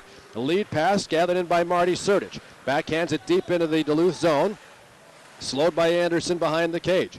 Picked up by Hambley and sent up the near side. Tigers fish it out in the corner before it reaches the half boards. Now a four-player battle. Noah Clark battling deep with Sertich, and now Sena joins in the fray. Pops free behind the net, goes up the far side, and Hammond will get to it for the Bulldogs. Brett takes a big hit from Petio. The Tigers dig it out. Looking ahead, trying to find Noah Clark. It's broken up, then taken back. Sertich comes in, tries to dig it out. Geisler takes it away. Goes behind the Bulldog net, rolls it up the far side. Off the skate of Noah Clark. Dogs maintain possession, and then Petio breaks it up off the stick of Stapleton. Hammond takes it right back, though, and sends it deep. Slowed by McElhaney. Now he leaves it alone. Tigers pick it up, and on the fly, race back the other way. In at the left point, Frischman going to the net. Wrist shot just wide of the net. Over the crossbar, we got a whistle and a stoppage of play. And let's see if we've got a penalty coming. Well, we'll tell you about it when we come back. We're going to break. 1-1's our score. We'll be right back in just a moment. Okay, Evan Mitch. Look, it's Arby's new Italian beef and provolone. Oven roasted beef marinated in Italian seasonings. What are you eating today? It's the original, the best, and it's free. The Home Builders Association and News 13 invite you to the 45th Annual HBA Home and Garden Show, April 4th through the 6th at Chapel Hills Mall. Don't miss this free 3-day event featuring nearly 200 displays. Ask the experts about landscaping tips and much more. Kids will love visiting the Easter Bunny, and you can register to win $2,000 in appliances from Appliance Factory Outlet. The HBA Home and Garden Show at Chapel Hills Mall, brought to you by News 13 and these sponsors. Okay, Evan Mitch. Look, It's Arby's new Italian beef and provolone. Oven roasted beef marinated in Italian seasonings. What are you eating today? Back to the Xcel Center. Tigers win the draw, and Mark Stewart sends it deep. Puck loose behind the Bulldog net, scooped up the near side by the goalie Anderson. Battle for it at the half board, sent down low by Stewart, and Anderson's going to cover up with 10:46 left in the second period. We're still tied at 1 apiece. The pairwise, that's the big deal. Duluth needs to win the tournament in order to get into the NCAAs. They were 22nd in the pairwise going into last night's game. The win over North Dakota moved them up to 21. North Dakota was 9 going in, and after the loss, they've dropped to 10 in a tie with Minnesota State and Ohio State. The biggest movement as the Bulldogs race McElhaney to the puck in the CC end is in the Central League, and we'll get to that in a moment. In comes Sterling, 2-on-1 for CC, and Sterling cracks one off the post. Return fire from the right side by Pricing, glances into the protective netting at the north end, and that stops play. And how close were the Tigers, Jim, to taking control of the game and the lead? Well, Brett Sterling doing a great job. We talked about that 2-on-1. It's so important to get the shot on net, and you can see him here. He picks up the puck in the neutral zone, takes his time, he looks off the pass, and just finds that short side, lets a nice shot go, but it's the inside of that pipe. Well, he had Anderson beaten if he just had been able to move that pipe a little bit. Tigers win the draw. It comes to the point. Kept in Canzanello, chips it off the boards. Hambly has it, sends it out. This one will go deep. There will be an icing call coming against Duluth. Now to resume our story on the pairwise, the big story last night, Michigan State losing at the Central tournament. They were 14th. They were on the bubble at 14 because of College Hockey America and the MAAC. And with the loss last night, they dropped down into a 15th place tie. In fact, since they have been eliminated, as that was a play-in game, their fate is in the hands of other teams. They may have played themselves right out of the NCAA tournament, which they were in as of Tuesday. Here's a wrist shot that is gloved by Anderson, and then he puts a stick to the upper chest and nearly the face mask of Peter Sena coming in looking for the rebound. And I guess it's turnabout fair play. You try to shake the goalie up, he'll try to shake the forwards up. Well, the goaltender's going to protect himself, and you always see a goaltender get that big blocker, that stick up there. And if I had one of those in my hands, I'd put it up too, especially when you had 3 guys coming towards you. If you got it, you might as well use it, right? And the top goal scorer in the WCHA, and the second top goal scorer in the country, you're bound to do that. Sena and Noah Clark, by the way, are on 7-game point streaks. They are red hot, each with over 16 points over the last 7 games. However, they did not factor in the Tigers' first goal. It was Joe Cullen and Colin Stewart. Tigers send it in deep, slowed by Anderson. 9:58. We're at the midway point in the game. Puck along the far side boards, just outside the circle. Sena to Noah. Noah's coming out from behind the net. Fakes the wraparound, comes to the corner, drops it there for Canzanello, throws it down low, deflects off of Marty Surdich, picked up by Clark and into the corner. Dug out by Surdich, tries the center. It's poke checked away. Geisler gobbles it up for the Dogs, puts it up the far side, but the Dogs do not control it. Punched towards the corner by Laux, picked off by Geisler. Back the other way, drops it at the point. Burrows backhands it, man open. Lassard overskates the puck, and it drifts in. Curtis McElhaney was looking for a shot. Didn't see it. The puck just rolled on its own into the net, and let's see if they're going to count it. The light came on, and I think Mike Schmidt or Don Adam is going to come over to review it. That is a tough one. It looked from here, Jim, as though it did go in. Well, I mean, Curtis McElhaney reaching back in the net, and the goal light did go on. You can see it from here, but you can see CC turning the puck over, and they come in, a nice play. And McElhaney kind of going across the net, and he can't get back to it. He just was trying to play that forward coming in, trying to read the play a little bit, and the guy fans on it, basically goes off his backhand. You can see nobody can get to it, but you can see it right there. It goes over that line. Yep, into no the back doubt. of the net. That's a goal. There's no doubt about it. This will tell us for sure right here. It just slipped under his mitt and into the net. It wasn't even a shot, but it is a 2-1 lead for Duluth. Even strength goal, and a team that is, you'll pardon the expression, dog-tired. 5 games, 8 days, but they have the lead. And it comes with 9:25 left. 10:35 in. 5-on-5 goal. Now the Tigers are playing from behind. 20th goal of the year for Junior Lassard, who had the game winner last night. He's had their second goal on back-to-back nights. Bo Geisler also getting an assist, his 21st of the year. Roll to the Tiger blue line. Picked up by Petio to Slatengren. to Colin Stewart.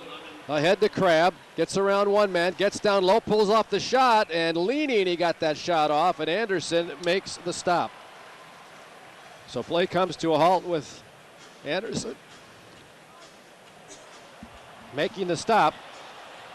Getting another look at the goal on the scoreboard here, and now we're seeing the move of Crabb. What strength on that edge, Jim, to get the shot off? Well, Joey does such a good job, and he's a big kid, and he skates so well, and he holds the puck. I mean, he does a move that somebody never wouldn't even try in a 3-on-3 scrimmage, but he does a good job. He's been having a great game up to this point, working real hard, playing physical, getting to the net, and trying to make something happen. I have a hunch he's going to be moving out of the role-playing role before too long in this league. Well, he's got such great hands, and I mean, he moves so well. We see him time and time again really make really nice passes. Sometimes he gets a little risky, but he's really having a good game right now.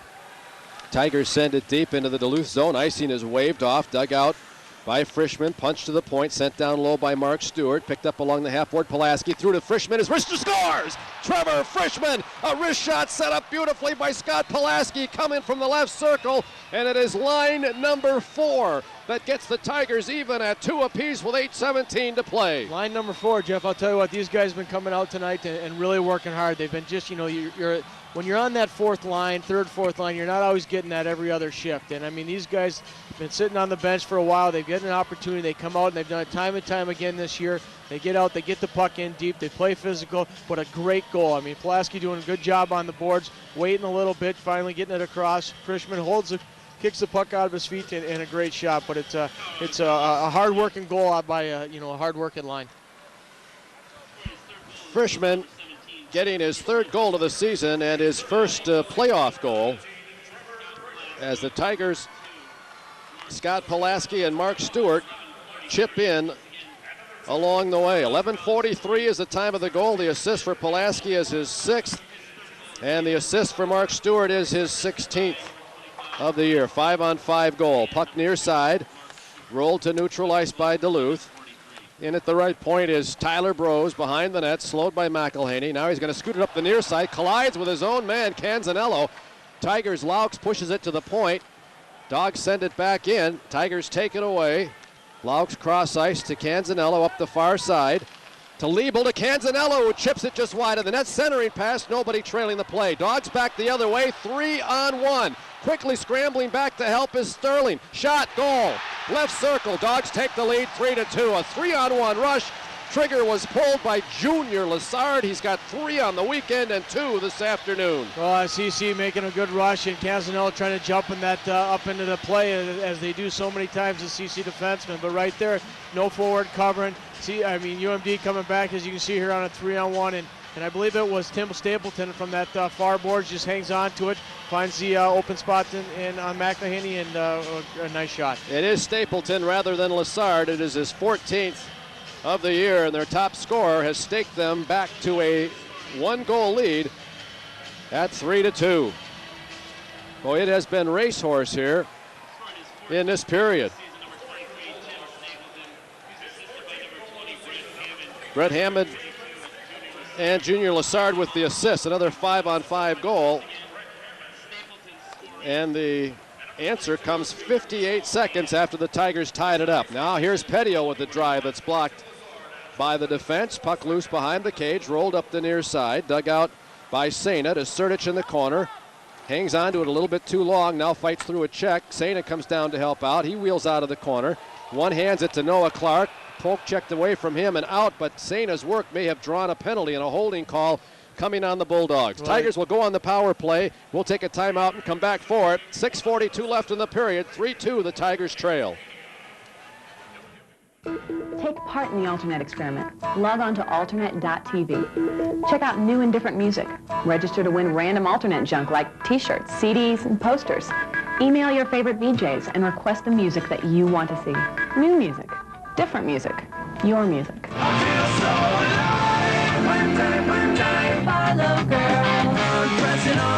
Alternate.tv. The Alternate experiment at 4 and 10 p.m. on Adelphia Channel 2. Thinking about buying new appliances? Buy direct and save up to 40% at Appliance Factory Outlet. We offer unbeatable values on all GE appliances. Right now, save up to 40% on brand new GE closeouts. And look for huge savings on luxury stainless appliances. At Appliance Factory, we offer all popular and luxury brands, 0% financing, delivery and installation, all at guaranteed unbeatable savings. Appliance Factory Outlet, why shop anywhere else? We're open 7 days a week, so come in and see us today. Well, the Tigers respond to tie the game 108 after the Bulldogs take the lead, and 58 seconds later, Duluth takes the lead with Tim Stapleton's 14th of the year. He is a prize rookie on this team, although he did not make the all-rookie team. Didn't even make the top 3 teams. Tigers bring it in, Sana top of the circle, Duluth end.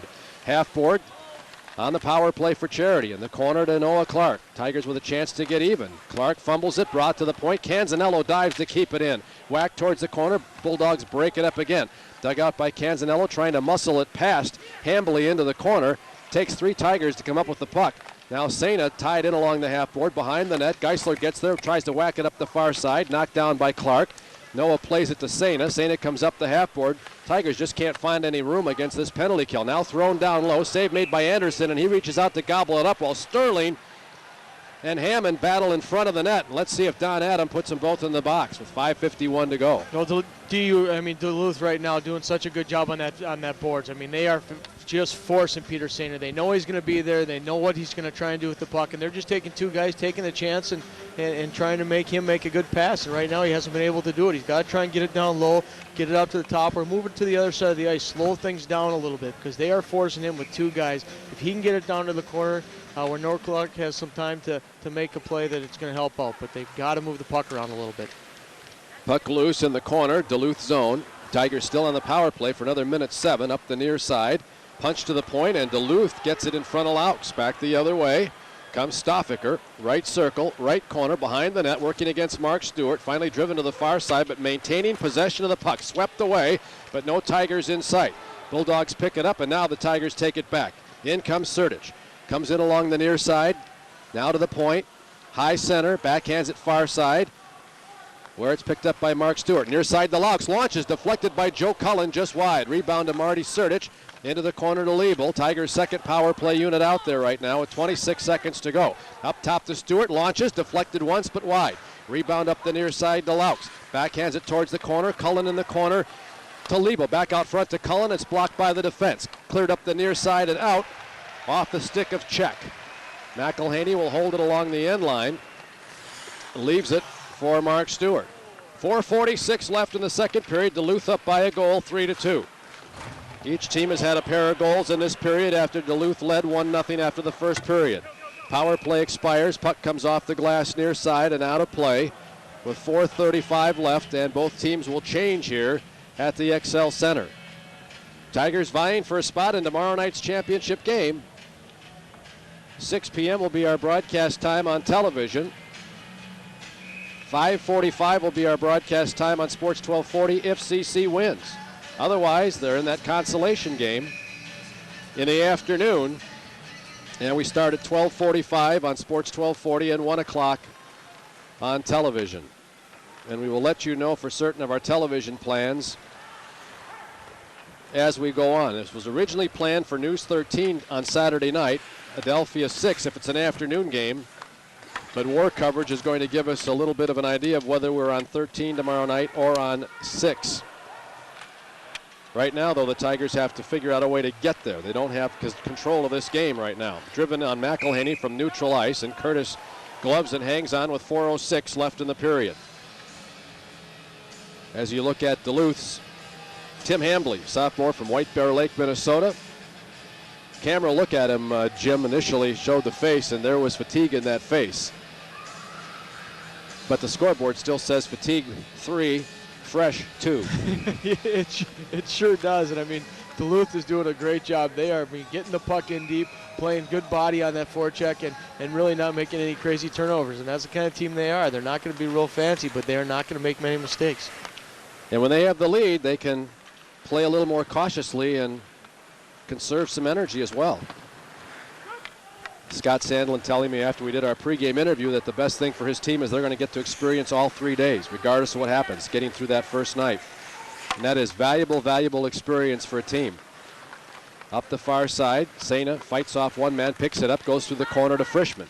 Frischman comes out front, centers Noah Clark. He's tied up, retrieves it, takes a shot. That deflects off Noah. There's a penalty coming to Duluth. They're getting McElhaney off the ice and an extra attacker on. Tigers at the half board and then to the point, and now the touch-up, and here comes the call. High sticking call against Duluth, and the Tigers will get a chance to go on the power play. We'll go to break and see if the Tigers can get even when we return. The Colorado Springs World Arena Ice Hall, home to figure skating, hockey, and speed skating world and Olympic champions. You can learn to skate on the Olympic-sized ice in a small group setting. Our classes are designed for skaters at every level. We also offer learn to play hockey and toddler parent classes. For information, call 477-2152. Go online to worldarena.com or visit the Ice Hall today and learn to skate at the home of champions. Get physical and get rolling with Red Mountain Sports, your one-stop inline shop. Everything for inline hockey, aggressive, fitness, and recreation skates and equipment. The whole family will enjoy a wide variety of sporting goods with friendly and knowledgeable service from Red Mountain Sports. Plus, everything you and the kids need for hockey, soccer, lacrosse, disc golf, even the hottest mountain and snowboards, as well as fitness, boxing, and yoga. Get physical with the whole family at Red Mountain Sports, 627 West Colorado. We are back. Tigers on the power play for charity. This is the 5th one tonight, and they have not capitalized yet. As we mentioned, Duluth killed off all of the North Dakota power plays last night, and the Tigers have kept Duluth perfect on the weekend to this point. In comes Noah Clark, splits the defense, now comes over to the half board and then to the point. Backhands it towards the corner. Bulldogs pick it up. Backhanded attempt to clear, broken up by Clark. Tigers will keep it alive along the half board. 3 players battling, and finally Sena in the corner. Sena behind the net. Sena in the corner, tied up. Bulldogs trying to take it away, and Geisler is all over him. Noah Clark comes in to help out, brings it up top to Pricing, can't control it. Neither with the stick nor the skate. Sends it through the end zone to Sena, up the far side to Noah Clark. Tigers now balanced off, and then Clark turns it over. He was looking for Sena and gave it right away to Geisler, who cleared it out. Tigers with 1:08 left on the power play. They got the right idea right now. They're trying to move that puck onto the other side and get some space. But right there, Noah kind of getting lax and tries to make that pass down to the corner to Peter, but not there. And Duluth doing a good job on the penalty kill. Marty Surdich comes in with a soft shot that troubles Anderson. He knocks it down, thought he had it swept away, and now he covers up. Anderson did not play last night. The freshman, Isaac Reichmuth, played. He was on the all-rookie team and also third team WCHA, the third top goaltender in the league. And tonight it is Anderson as they save Reichmuth for whatever lies ahead tomorrow. And right now, it's a berth in the finals if things stand the way they are. Tigers looking to get even. 47 seconds left on the power play for charity. C&C Sand and Stone, Whitney Electric, Hoff and Lee Real Estate, and Olson Plumbing and Heating. $100 to charity when the Tigers score a man advantage goal. In comes Liebel, loses it. Picked up by Cullen, waits for Tyler to get onside, goes the other way to Laux. Laux sends it in. Tigers still offside. That'll bring a face-off outside the zone. CC just a bit out of sync here with 1:56 left in the period. Well, this line right now is struggling. I mean, they got to get the puck in deep. Quit trying to make the nice moves on the blue line. You got good big, strong forwards. Get the puck in deep. Get a guy like Joe Cullen going hard as he always does, plays the body, and then you try and get that, that puck. But I mean, right now they're trying to make plays on the blue line. You just got to get it deep, trying to get some things going for you. Noah Clark with the puck off the draw. Rolls it around one man, fights through the check to go after it. Hambley gets there first, rolls it up the far side, and it's swatted out by Brett Hammond. Deep it goes into the Tiger end, and with 13 seconds left on the power play clock, the Bengals have a chance for one more good rush and penetration. Noah Clark sends it ahead, broken up. Sena muscles it in, comes in along the right half board, and then it's whacked out right away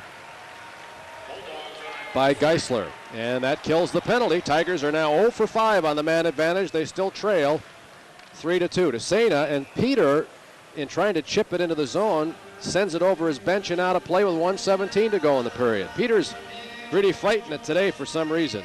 Well, and there's some of the top guys are fighting. Andrew Canzanello right now, just saying, we're not talking about their work ethic. They're all coming out working hard, but just fighting the puck. The passing is not there right now. They've got to try and get that tape-to-tape pass, get it in deep, but it's part of just moving your feet and making it happen. Quit forcing it. Sent deep by Tardy, knocked down by Anderson, dug out Geisler. Geisler takes a hit from Pulaski as the fourth line comes out and is able to come up with a turnover thanks to Richard Petio. Geisler tracks it down in his zone, rolled to neutral ice, and Tardy's got it for CC. Sends it back ahead, and Pulaski will whack it deep as we hit the final minute of period number 2. Rolled up the near side by Anderson, dug out at the end line by Frischman, getting some help from Pulaski. He's pinned to the boards. He set up Frischman for the Tigers' only goal of this period to get him even at 2 apiece. Frischman and Colin Stewart with goals. Colin Stewart, the first goal of the period, shorthanded to get the game even. And then a goal by Duluth. And now in they come again, and it's swept away by McElhaney, but taken down is Tyler Brose. And the Tigers, with 26 seconds left in the period, have taken another penalty. And going to the box is Richard Petio. And the #1 team in the nation will finish period number 2 shorthanded. And Duluth, 5 games in 8 days, has a chance to build a 2-goal lead as the second period nears an end. Well, that neutral zone, you can see here actually coming into the defensive zone. Richard going to get beaten. He's going to have to pull somebody down, but it's all coming from that neutral zone. Right now, CC's getting beat in the neutral zone. They're getting their forwards too far ahead of the play and not getting anybody back. They usually have 3 guys back, that 2 defensemen and 1 of the forwards, but right now they're battling that. They're getting the puck turned over, and Duluth doing a great job in transition, turning it up and coming the other way. Drive off the face-off. Curtis McElhaney sees that one all the way and knocks it down. Petio picking up the penalty. Holding call on the defenseman from Daysland, Alberta. Draft choice of the LA Kings. Face-off far side circle. Cullen wins the draw. Geisler gets the puck, and he's going to fake the shot. Then to the far side. Back up top, a one-timer. Ricochets in traffic. Tigers sweep it away, and Sain has got it. Racing up ice. Bulldogs scramble back to prevent an odd man shorthanded. Bulldogs pick it up, head back the other way on the poke check. In comes Stoffaker to Hammond, down low. That's blocked by Frischman, or by Sena. Puck goes into the corner. Stoffaker centers as the horn sounds, and Pricing breaks it up. And that ends period number 2. And a little pushing and shoving alongside the Tiger cage. 2 periods are in the book, and we're right where we were after the first period. Duluth with a 1-goal lead at 3-2. 22 shots on goal for the Tigers, 17 for Duluth, but it is the Dogs who hold the lead. We're going to send it back to our 8th Street television studios for the intermission. Rob Nabnoom and Brian Allen hanging around as the Tigers head to the dressing room, a goal down. The third period still to come. This is Tiger Hockey. I was transferred far from home, but I can still see my team play. Check out a free preview of the MLB Extra Innings package on digital cable. Catch the hottest big league action from coast to coast for free from March 31st through April 6th. I'm 1,000 miles from home, but my team's right here. Tune into the free preview of MLB Extra Innings on Sports on Demand and find out how you can get Acclaim's All-Star Baseball video game for free. Don't miss the free preview March 31st through April 6th on digital cable. Hi, I'm Don Bates of Don Bates Insurance, your area Safeco agent. You know, it's important to consider local representation when buying auto, home, or business insurance. Of course, you can get it by mail order or from the employee of some big company, but at Don Bates, you have an independent agent representing great companies like Safeco. You get local attention from people who really care. We've been in Old Colorado City for 43 years, and we'd like to represent you. Check out Joel Siegel's Road to the Academy Awards. Welcome back to Tiger Hockey here on Adelphia Cable Channel 6. The Tigers down 3-2 by the Bulldogs. Peter Sena having a tough time out there. The Bulldogs very physical with Peter in that second period and the first period. They have been, Rob. You know, the Tigers get that quick goal to tie it up, and we think that things are turned around. But these Bulldogs, I mean, if they're tired, they're certainly not showing it. They're not showing it. They're showing a lot of heart. Impressive showing for them today. And the Tigers' power play has been a paragon all season. 0 for 5. The Duluth did not allow a power play goal last night, and so far not today. They're doing really well. Rob Anderson, he's fresh, obviously. They sat him last night. They let the freshman play. But he's coming into this one, and he's playing very well. He's given up those 2, but his team's managed to keep him ahead in this one. And that's all you need as a goaltender, the lead. And there's a lot of open skating in this game. It could be a 5-4 game, a 4-3 game. It could be 3-3. Remember, Brett Sterling hit the pipe there in that second period. Real close to being tied up, folks. You'll see that soon. All right. Amazingly, the CC Tigers have never won the Broadmoor Trophy. That's their goal coming into this week. Whoever wins the WCHA Final Five will take home the Broadmoor Trophy, and it would be the first time for Colorado College. And believe me, they want to bring home that trophy. I mean, I think that we want to maintain our #1 seed overall and #1 in the pairwise. So from that perspective, it's important, and we want to keep positive momentum going. But you know, the other thing is, 18 years or whatever we've been doing the WCHA playoffs the way we have been. We haven't had a chance at the Cup, and it's something we're going to definitely be shooting for. You know, it's not an end-all, be-all thing or anything like that for us, but if we were just able to do very well, you know, it'd kind of be hopefully a springboard into future things, i.e. the regionals and hopefully beyond that. I mean, it's huge after winning WCHA championships the regular season. You know, it's just, first of all, CC never won that cup, and it's named after Broadmoor. It's called Broadmoor Cup, and it's kind of started here, and CC never won it, so that's one of those things. And second of all, it's just this is a time to get on a roll, and since Denver we kind of been on a roll a little bit, and maybe had a little ups and downs, but always managed to win. And this is just a time to keep that going and going into the regionals, and then. But it's huge. You know, right now I don't think anybody's really even thinking about regionals and NCAAs because this is the next step. Getting to the WCHA Final Five and hopefully winning it, but it's going to take the Friday game first and then thinking about the Saturday. And you can. Well, the Tigers are down a goal 3-2 to Minnesota Duluth after 2 periods of play. Hopefully they can get it going here in the 3rd period. Stay with us. We'll be right back with some highlights from the 2nd period. The Colorado Springs World Arena Ice Hall, home to figure skating, hockey, and speed skating world and Olympic champions. You can learn to skate on the Olympic-sized ice in a small group setting. Our classes are designed for skaters at every level. We also offer Learn to Play Hockey and toddler parent classes. For information, call 477-2152. Go online to worldarena.com or visit the ice hall today and learn to skate at the home of champions. Buying a car is supposed to be fun and exciting, but somewhere along the way it became too complicated. Too many people, too many forms, too many wild claims, too many headaches. At Team Honda and Team Chevrolet, we changed all that 10 years ago when we introduced the Only Price. It's simple. We show you the car, we show you the price. No negotiation, no shuffling back and forth from sales offices, just the best price with no headaches. Our exclusive Only Price at Team Chevrolet and Team Honda. On location, E.T. is there. On the set, E.T. is there. So if you can't be there yourself, watch the show that is.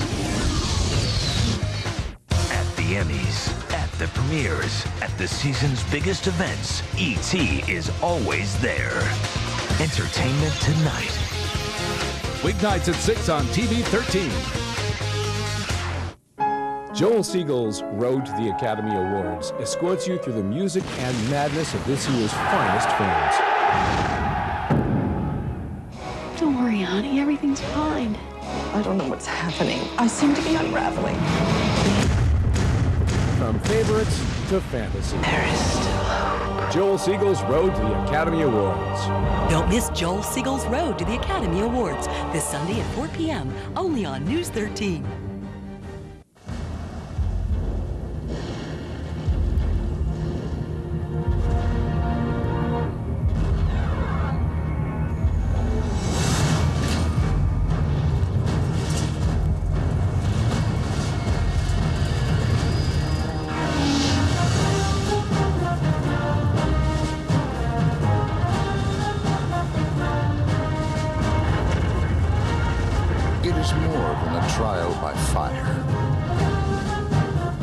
A rite of passage, a challenge to join the elite. And if you succeed, if you can master your fear, outsmart your enemy, and never yield even to yourself, you will be changed forever. The few, the proud, the Marines.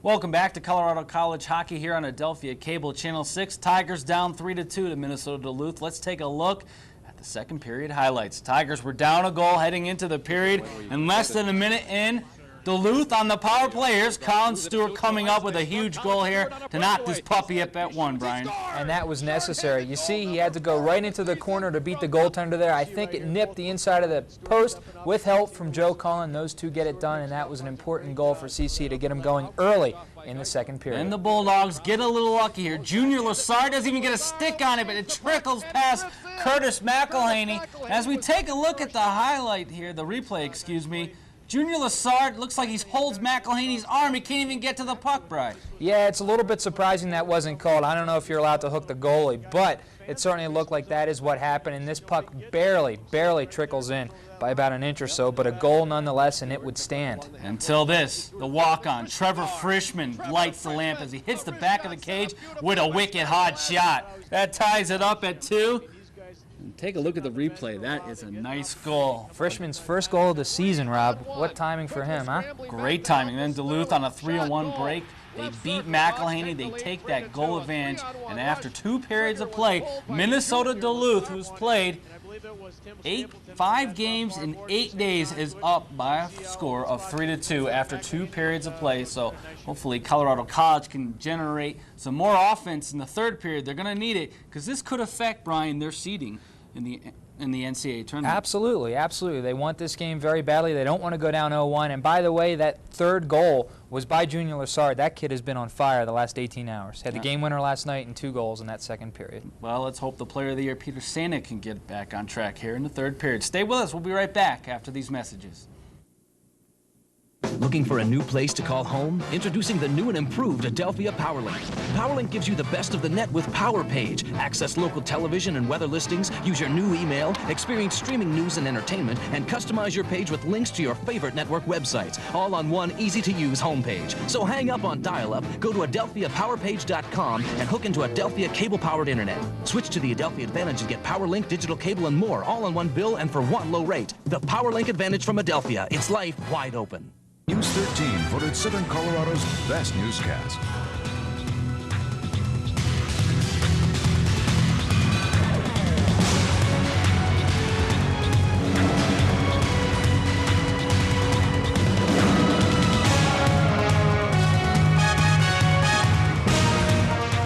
News 13 is where you will find all the latest details with the team you know and trust. News 13 at 5:30 and 10 o'clock. Watch tonight. What is the most influential time in a child's life? Age 6, 8, 12? Actually, it's between 3 and 8 every afternoon. That's the time a kid is most likely to get into trouble. Or worse. Which is exactly why that's the time the Boys and Girls Clubs open their doors and their arms to kids all over the country every day. When kids walk into these clubs, they're surrounded by people who care what happens to them. Adults who make sure these children continue to learn and grow long after the school bell rings. But there's still thousands more kids who need our help. Thousands of kids who need help to prepare for a positive future.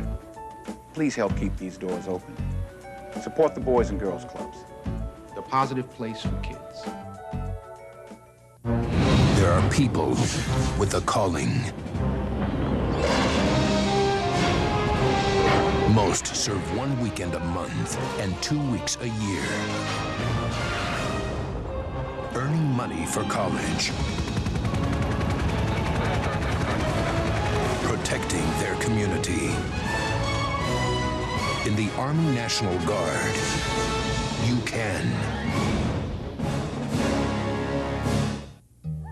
Centuries ago, the gray wolf flourished here. But by the 20th century, bounty hunters and trappers effectively eliminated them from all but 2 states. Their numbers dwindled so low, their very existence was in doubt. Although they have made gains in recent years, wolves face a new struggle for survival, for there are still those working to eliminate them. Save something wild. Visit SaveWolves.org.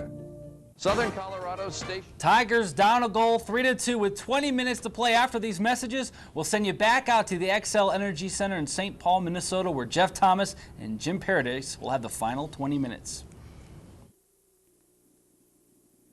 Okay, Oven Mitt. Look, it's Arby's new Italian beef and provolone.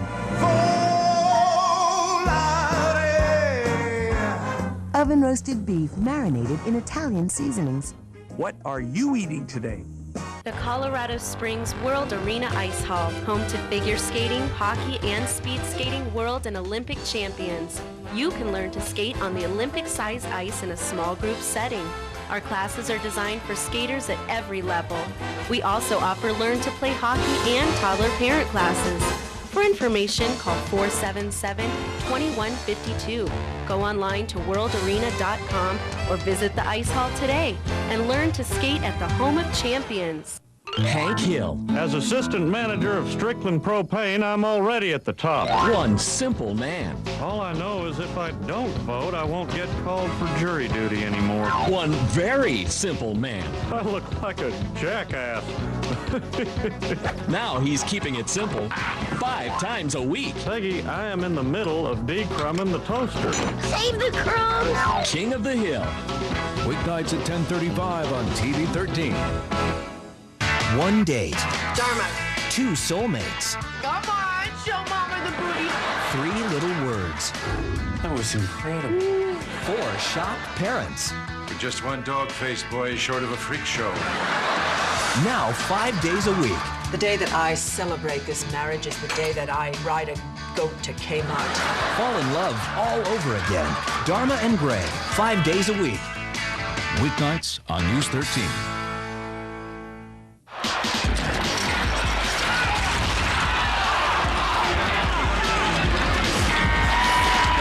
On the boards out there, guys. This is your territory, Grimson. Do your job. Grimson. Hello? Hi, honey. What? Now? All right. The itsy bitsy spider climbed up the water spout. Down came the rain and washed the spider out.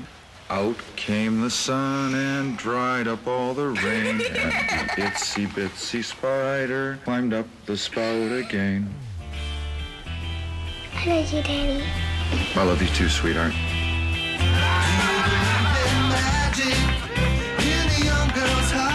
Hey, it's my girl. You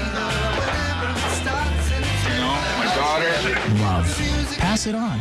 A message from the Foundation for a Better Life. Okay, Oven Mitt. Look, it's Arby's new Italian beef and provolone. Oven roasted beef marinated in Italian seasonings. What are you eating today? Energy Center, thanks to Rob Nabnum and Brian Allen at our 8th Street studios. We're about ready for period number 3. Tigers trailing 3-2 and Duluth on the power play to start period number 3. And Jimmy made a comment during the intermission that the Bulldogs have new life. They're not even thinking about how tired they might be, even if they are. Well, they're believing in themselves right now. They believe they got a chance, and they've done a good job up to this point. Their power play and their penalty kill has been a good job. Penalty kill especially. CC 0 for 5 right now. The other thing we're talking about is the top line for CC right now, the Noah Clark, Marty Sertis, Peter Sainer line has 4 shots on net to this point. And I mean, with the power plays they've had, they've got to have more shots than that. 4 shots on goal for the top line out of 23 shots. That's 20%. Are they skating a 5th line? I don't know what's going on, but you know, Peter's saying, and it's not that the guys aren't working hard; they're just fighting it a little bit. And I mean, it's easy to say that from up here, but just got to get back to their game. I mean, we know they can come back. We know they've got it in them. We just got to see them do it. They've got to kill a penalty now, and right away the Tigers do not control the puck in the neutral zone after winning the draw. Now they do bang it out after Duluth sends it in. So the Bulldogs will pick it up, scoot behind their own net, and leave it there for Geisler to bring it up ice. On the right wing, they turn it over. Tigers pick it up and swat it deep, and taken down is Mark Stewart. And looking for a call from the assistant referee is Luke Stoffaker, but the officials are not going to make that call. Neutral ice, it's picked up by Hammond. One-on-one against Canzanello, sends it into the near corner. Pricing gets there first. WCHA Student Athlete of the Year whacks it out of the zone and deep into the zone. Peter Sainer was the MVP of the season And Jim, you said he had 2 shots on goal in the first period, or in the second period? Actually, he had 1 shot on goal. One shot on goal. I mean, he's battling right now. And again, they got to just keep, especially on the power play, they're not moving the puck around good enough. So many times we've seen them move the puck back and forth and try and find that shot. Right now, they're trying to force it. They just got to get back to good old-fashioned CC hockey, play smart, try and get that puck possession, get it on net, and try and get some guys going to the net. Bulldogs launch a shot that hits the protective netting, so they'll face off above the left circle in the Tiger end. 34 seconds left on the penalty kill for CC, and it's scooped out by Andrew Canzanello. And we'll see if the Tigers are laying a little rubber at the start line, waiting for the tower to go down from red to yellow to green and send that monster dragster up the strip and put some speed on these dogs and get back into the hunt here. Top of the zone to Petruic. Still a 5-on-4 advantage for the Dogs.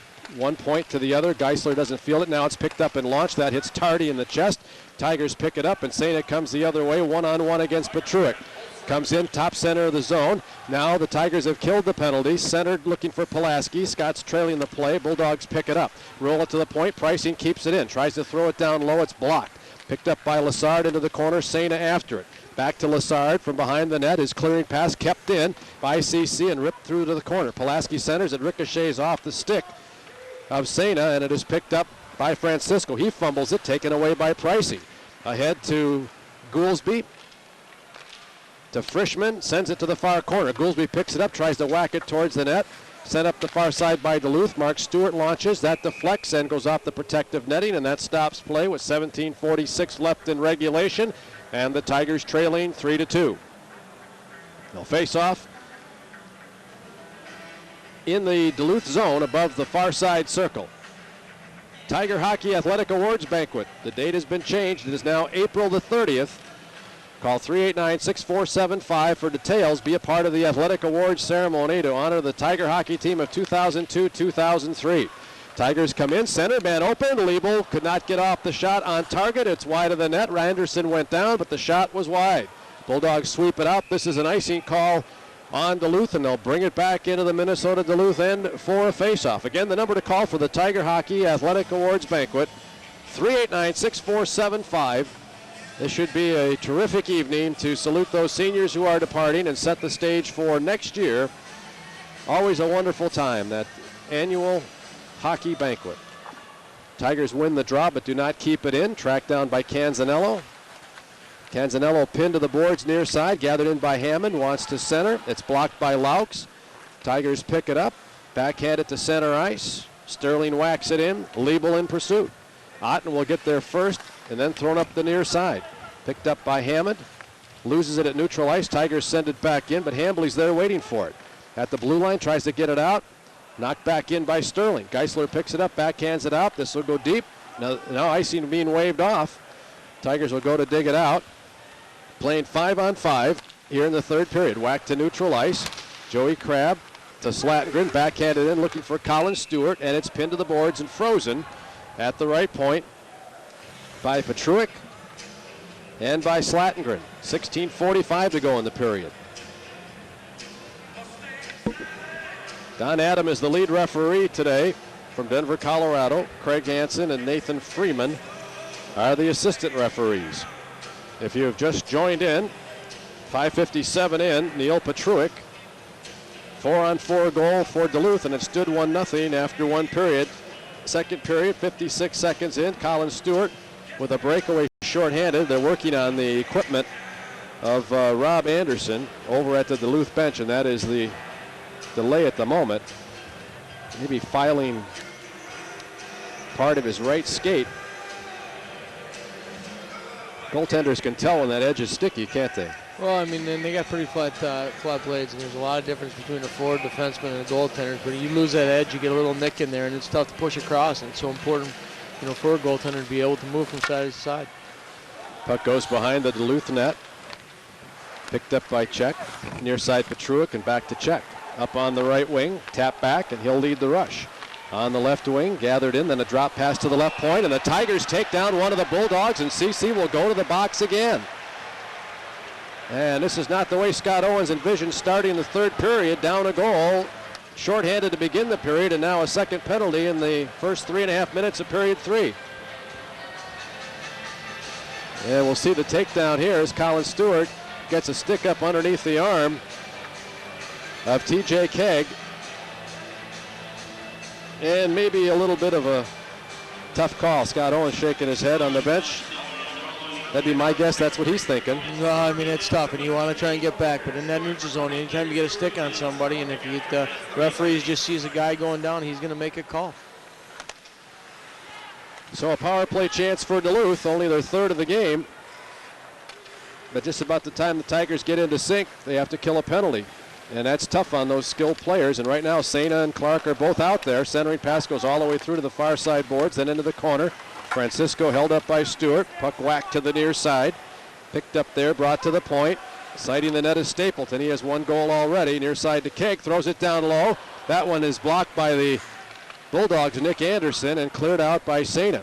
Fielded at neutral ice, rolled to the line, and then in at the right point. Wrist shot by Anderson. Kumak gets a glove to it, up the near side, and it's swept out by Pricing. Dogs will start from scratch as Anderson slows it alongside the cage. Picked up by Geisler, right to left behind the net. Back to the right wing, Stoffaker. Left wing, Petruic. In at the left point, muscles it past Frischman, looks to center, comes right off the skate of the Tigers and swept out of the zone by Richard Petio. Tigers have 50 seconds to kill on the Duluth man advantage. They've killed all of the penalties so far. One of Duluth's goals came 4-on-4. Puck loose, far side, tipped to the circle. Frischman pushes it ahead, and Canzanella will pick it up one-on-one against Petruic. Sends it ahead. They got Pulaski, but they can't quite get to it as Petruic recovers nicely to spare Anderson, looking headlong at Pulaski. Puck sent in deep by Frischman. Tigers doing a good job on this kill. 14:50 to go, and the clock on the move, third period. Puck at neutral ice, picked up there. Junior Lassard, goal today, game-winning goal last night, an assist today, setting himself up for a possible all-tournament team selection. Puck at neutral ice as the Tigers clear. Gathered in Joe Cullen. 3-on-2, the Tigers come in. Cullen launches, that one is deflected and goes into the protective netting at the south end, stopping play. And we'll take a timeout. Power play over. Tigers back to even strength when we return. This is Tiger Hockey on Sports Radio, AM 1240 KRDO, The Colorado. workings of modern heating and cooling systems. Finely tuned technology that could be your new career. According to the Bureau of Labor Statistics, jobs in heating and air conditioning are expected to increase up to 20% through 2008. With my professional training, I'm in a steady career I really love. Best of all, I get to work both indoors and outdoors. Call IntelliTech Colleges at 632-7626 for information on a solid career in heating and air conditioning service. Adelphia now has news you can use, an informative program from experts on your health, home, family, food, and finances. It's interesting facts, useful and intriguing information. Plus, during the program, we'll let you know about websites you can visit for useful ideas, and we'll tell you where to send for free brochures and information packets. Adelphia's News You Can Use, Tuesdays and Thursdays at 9:30 a.m. and 7:30 p.m. exclusively on Adelphia Network Television, Channel 2. It's news you can use. Plumbing and Heating today. Faceoff will come above the circle in the Duluth zone, playing 5-on-5. Wrist shot by Colin Stewart, blocked. Actually, the Tigers still with some penalty time to kill here. Puck along the near side boards, dug out by CC. Now Colin Stewart to Slattengren. We're back 5-on-5. Slattengren to the point, picked up by Tardy, launches, glove stop by Anderson, and he gets a stick up to Slattengren, who is also ridden out of the play. Down low by Tim Hambley. Duluth is in a kind of game that they like right now, Jim. They don't have to pressure offensively because they have the lead. They can protect their goaltenders, sag, and take their chances when they present themselves. Well, they've done such a good job so far tonight and just not making any key mistakes. They've been good sound defense, good sound offensive zone. They're getting the puck in and making smart plays with not turning over. CC doing a good job right there, winning a face-off, cycling the puck a little bit, trying to get to the puck in net and getting some players there. But got to try and keep the puck down a little bit, keep the goaltender honest, make sure he's making making a good save and trying to keep the flow of the game moving. Lassard wraps it around Canzanello behind the net up the near side. Petio in a race gets there first. Retrieved by Liebel. ahead to Cullen. One-hands it, muscles it in at the right side, but does not control the puck. But we do have a penalty trailing the play. Don Adam is going to make a holding call on Duluth, and the Tigers will go back on the power play. Well, I think a little makeup call right there for the last call on CC, because I mean, as a defenseman, as you know, coming in, you want to try and hold the guy up a little bit, and I think the Duluth forward just trying to hold it up, or whether it was the defenseman or the forward, you can see on the outside of the ice. He had a hold of his stick. Well, I didn't see it either, but on the replay it's clear they had a hold of Sterling's stick. That's what we got replay for. But I mean, basically the same thing that happened to CC right there. You got to make sure that you're leaving that guy up, and it's too bad for.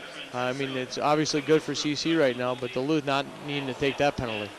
Tigers' first power play chance of the third period, and they are unable to keep it in the initial phases. Canzanello goes back to track it down. The good teams will take charge right now, won't they, Jim? This is the time to make the money. Great opportunity for them. They got to get that puck moving around, get it to Peter Sena in that corner, but even if Peter's not going to shoot the puck, he's got to control a little bit as he is moving around and try and get some shots on net. To Clark, up top to Canzanello, looking down low, back to Noah, top of the right circle, now to Sena. Sena wheels out of the circle, looks down low, takes the shot, that is blocked and controlled, but Sena keeps it alive, sent down low, Sterling a shot, save, Anderson, and he covers up, so there's no more rebound attempts for either Clark or Sterling, who are right there along the crease. Jeff, I really think Peter Sena's got to come out of that corner and start looking for Tom Pricing. They're throwing everybody up on him. You can see basically four Duluth players, zoning in on Peter Sena coming out of the corner. Peter does a good job in trying to get to the rebound, but he comes across the middle. He's got to make sure that shot gets in net. But Tom Pricing coming down that outside, as we see so often, he's got to look for him.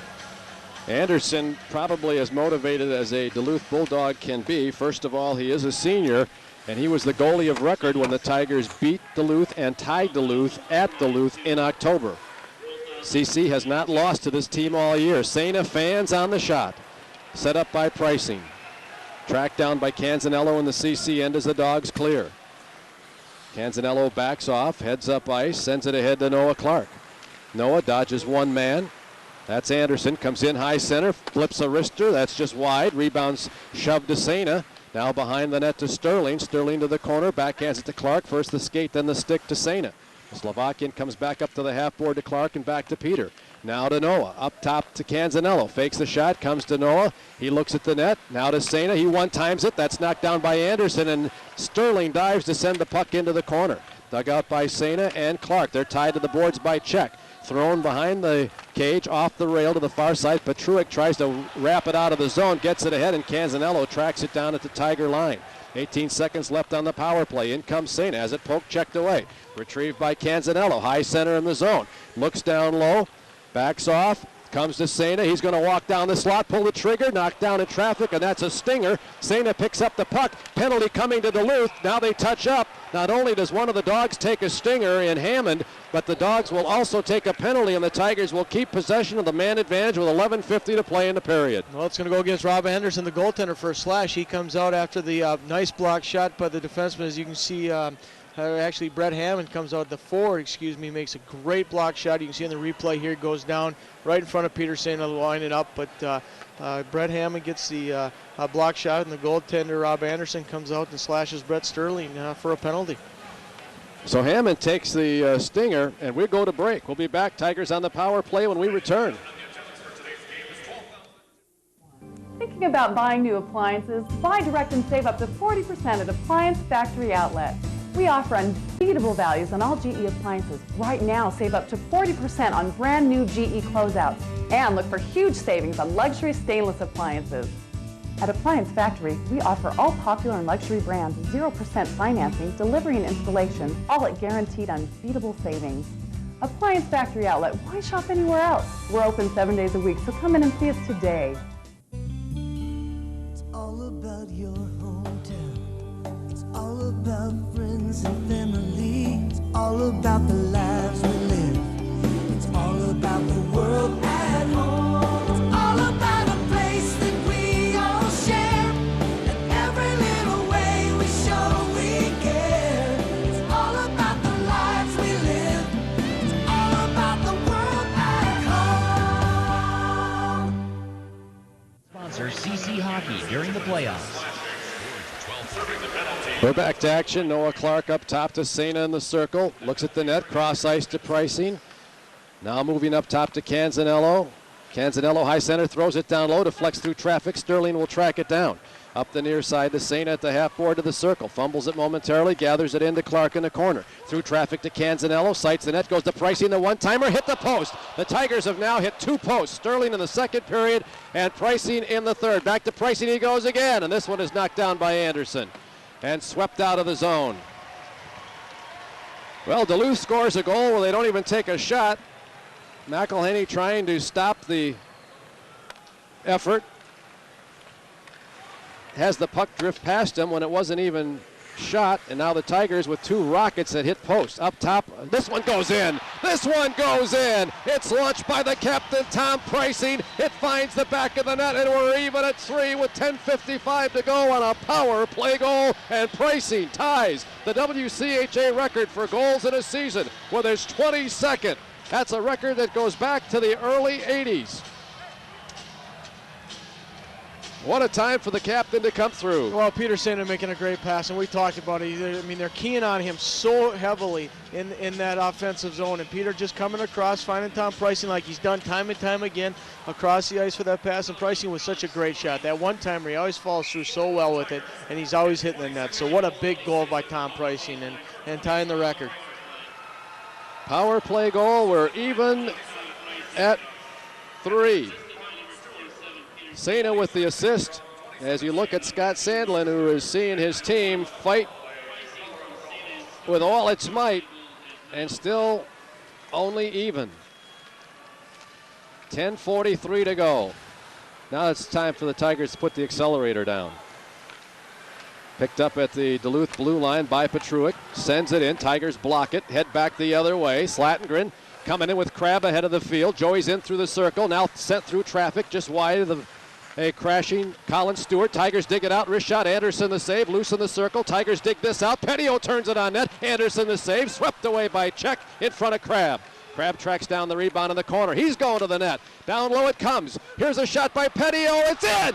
He got it. Petio slipped it by Anderson as it crossed the end line, and a second effort on the part of Petio finds the Tigers the lead for the first time this afternoon at 4-3. Well, I don't know how they do it, but they keep coming and coming and coming. And this line tonight has been just great. Joey Crabb has been tremendous tonight. I mean, just working hard since the first period. You can see him just working in the corner. I mean, he hangs onto the puck, does a good job. He battles and goes in the net, but CC doing such a good job getting guys in front of that. Richard Petio coming down, and I think it's going to be Richard Petio's goal. It is. He's the one that got it. A defenseman from Daysland, Alberta, picks up his second of the year. It comes with 10:09 left, 9:51 in. The Tigers have scored 2 goals in 46 seconds, and Duluth has called for a timeout. The lead has slipped away, and the Tigers have finally, against this team that has played 5 games in 8 days, come back to the top. And that's just moving your feet, getting back, as we said, it was time to put the accelerator down. Well, it was, and I mean, it's so interesting. How often do you see a defenseman getting a goal from inside basically the crease area? But I mean, CC, they've always done it. They get those forwards and defensemen switching positions, kind of cycling out high, and Petio doing a good job. You can see Aaron Slatengren just doing a great job right down here in front of the net. Maybe a little goaltender interference, but hey, if the referee doesn't see it, then doesn't call it, Aaron doing a good job using his size and causing some commotion in front of the net. Maybe even a man in the crease at the time of the shot. That angle, of course, we can't tell when the shot was launched. But all we know, it went in, and he's looking a lot more relieved right now, Coach Owens is. Working on his 101st career win. Scott Sandlin has done a whale of a job. Troy Judding won the WCHA's Coach of the Year. They said the voting was not close, but there were really 3 people that could easily have been named that. Sandlin, from coming all the way up from 9th place last year. Now we're getting another look at it here. Let's see where Slatengren is. He's trying to fight his way out. Yeah, he'd cleared before the shot went off. And look at that puck drift in. Slatengren making sure as he gets high-fived in the chops by Tyler Brose and tries to keep himself from getting in the middle of it by backing out. He is making the effort to get out, and I think that's what they're trying to show us on this replay here, as Petio slips it actually between Slatengren's legs into the net.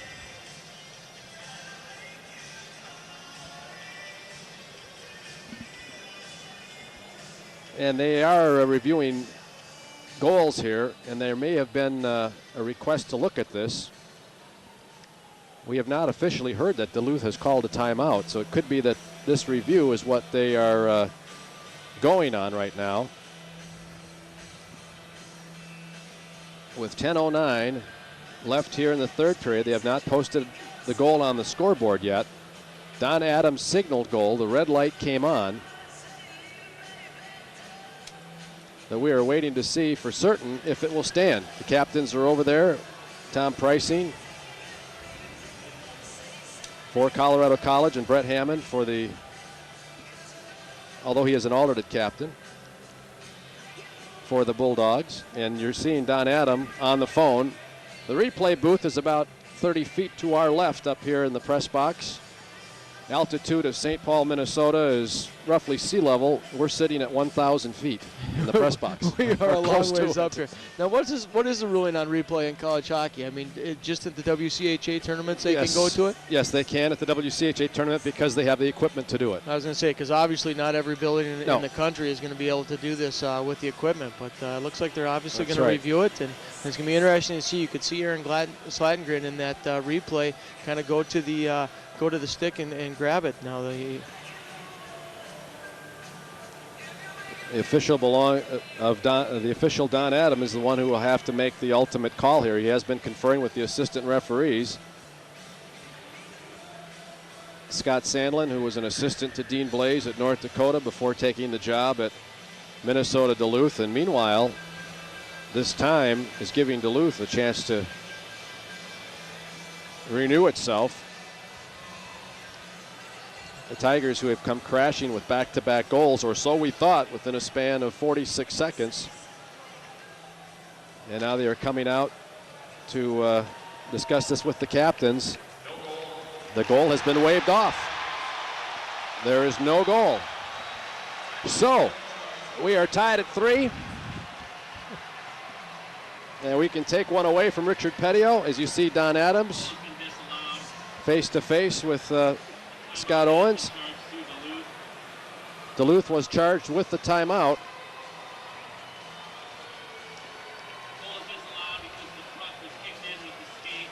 Now that is a bad play. That's a bad call. If that's the reason they're going to call that off, that is a bad call, because there's no way Aaron Slatengren can control his feet at this point in the game. It has to be intentional for it to be a skate goal. No, there's no way. That is a poor call if that's the reason they're calling the goal Petio off. scored that goal. Yeah, you're right. If they're calling that a skate goal, it is not.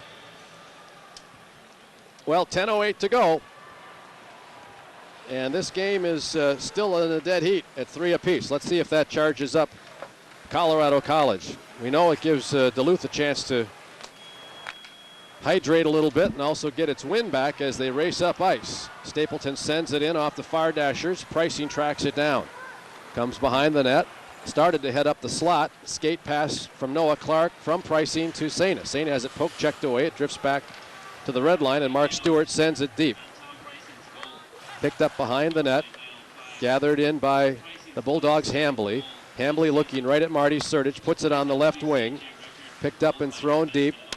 Dug out by the Tigers as the Bulldogs change on the fly. Punch to neutral ice, deflected. Overskated by Colin Stewart, and then Slatengren. Bulldogs send it in, and avoiding a huge flying check from Laux is Francisco. Tigers to neutral ice. Slatengren wraps it around one man, but it is gathered in by Duluth and sent to the near side.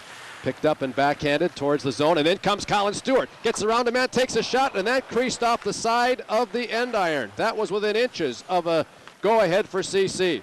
Punch to neutral ice by the Bulldogs. Francisco chops it off the stick of a Tiger and over the glass and into the protective netting with 8:48 to go here in the third period. We are tied at 3. Tigers and Duluth looking for a spot in the WCHA Finals tomorrow night against either Minnesota or Minnesota State. You see the shot of Colin Stewart coming oh so close to being a go-ahead. Tigers win the draw. Puck goes up the far side boards into the Duluth zone. Tracked down by Hardwick. Over to the near side to Garris. His pass ahead goes off the stick of one of his teammates. Then it's picked up and brought in on the left side, and it's a race to the corner. Petio gets there first against Anderson. Tardy comes down to help out and works it free along the right half board. Gathered in by Liebel, ahead to Sterling. Sterling flips a wrister in on Anderson, who lays it alongside the cage and then stuffs it into the near corner. Tigers fish that out, center it, it deflects once, twice. Joe Cullen keeps it alive to Pricing, sends it down low, block, picked up Cullen. His shot right in the midsection of Garris, and that stops play with 8:12 to go here in the third period. And a face-off coming in the Bulldog zone. Well, showing the University of Minnesota Duluth defenseman there, and the defensemen for the Duluth tonight have done a really good job in blocking shots. I mean, they're all over the place going down, and I mean, this is probably the fourth block shot we've seen by their defensemen. Off the draw, Bulldogs pick it up, go behind the net, but they are tied up by the Tigers as Surdich, Clark, and St. Buzz. Surdich comes out with it, centers it down low. It's blocked before it gets to the slot. Surdich retrieves. Then it's taken away by Hammond. Hammond has it poke checked away momentarily by Pricey and then sends it deep. Mark Stewart will get there, whacks it up the far side, and Saina will play it on the backhand, coming off the dashers, working one-on-one against Geisler, and Geisler wins the battle. Slowed by Anderson. Geisler behind the net, no look behind the back into the corner for Hambly, and Noah Clark is on him. Puck is free in the corner. Saina kicks it up the far side, kept in along the half board. Stewart tries to whack it down low. It does, comes right back to him, sent through traffic to the right side. 7:32 to go, tied at 3. Puck loose, rolled alongside the cage. Dug out by Duluth, sent up the far side, and punched out of the zone. Pricing ties up Hammond, but the two continue to battle, and then Pricing sends it ahead to Surdich. Marty doesn't pick it up, and the Dogs send it back into the Tiger end with 7:16 to go. Back to Surdich from Pricing, and Marty backhands it deep. Tigers will change. Slowed by Anderson, and now he kicks it up the near side. Picked up by Tyler Brose. His lead pass finds Francisco in front of Slattengren, and it goes deep into the end. Picked up by Canzanello to Laux. Laux wraps it up the near side. Brose digs it out, sends it behind the cage, and Colin Stewart will get to it far side. Whacked off the boards to the point, sent down low, picked off, shot, and a knockdown by McElhaney with the blocker. That coming from Brose. Puck behind the net, Slattengren digs it out, marches in front of his own net, chips it ahead looking for Crabb, but Crabb was on the back skate away from the play, and Duluth sends it deep. McElhaney slows it up. Shots are 32-18 for Colorado College. After 2 periods, they were 23-17. Duluth has 1 shot on goal this period, and now they're in 2-on-1. Here's a centering pass. McElhaney blocks it. It drifts along the end line, and he covers up with 6:19 to go. A huge stop on a 2-on-1 break for Duluth. And we will take a timeout. 3-3 is our score. We're back to the Xcel Center in just a moment. Powerball. You got game? Don't wait to see the winning numbers. See them first on Adelphia Channel 2. Catch the live drawings every Wednesday and Saturday nights on Channel 2 at 9 o'clock. Proceeds from Powerball stay right here in our state, benefiting your parks and recreation. It's your ticket to a more beautiful Colorado. Be the first to see the winning numbers. Live every Wednesday and Saturday at 9 o'clock on Adelphia Channel 2. Powerball, it's powerful stuff. Brought to you by the Colorado Lottery.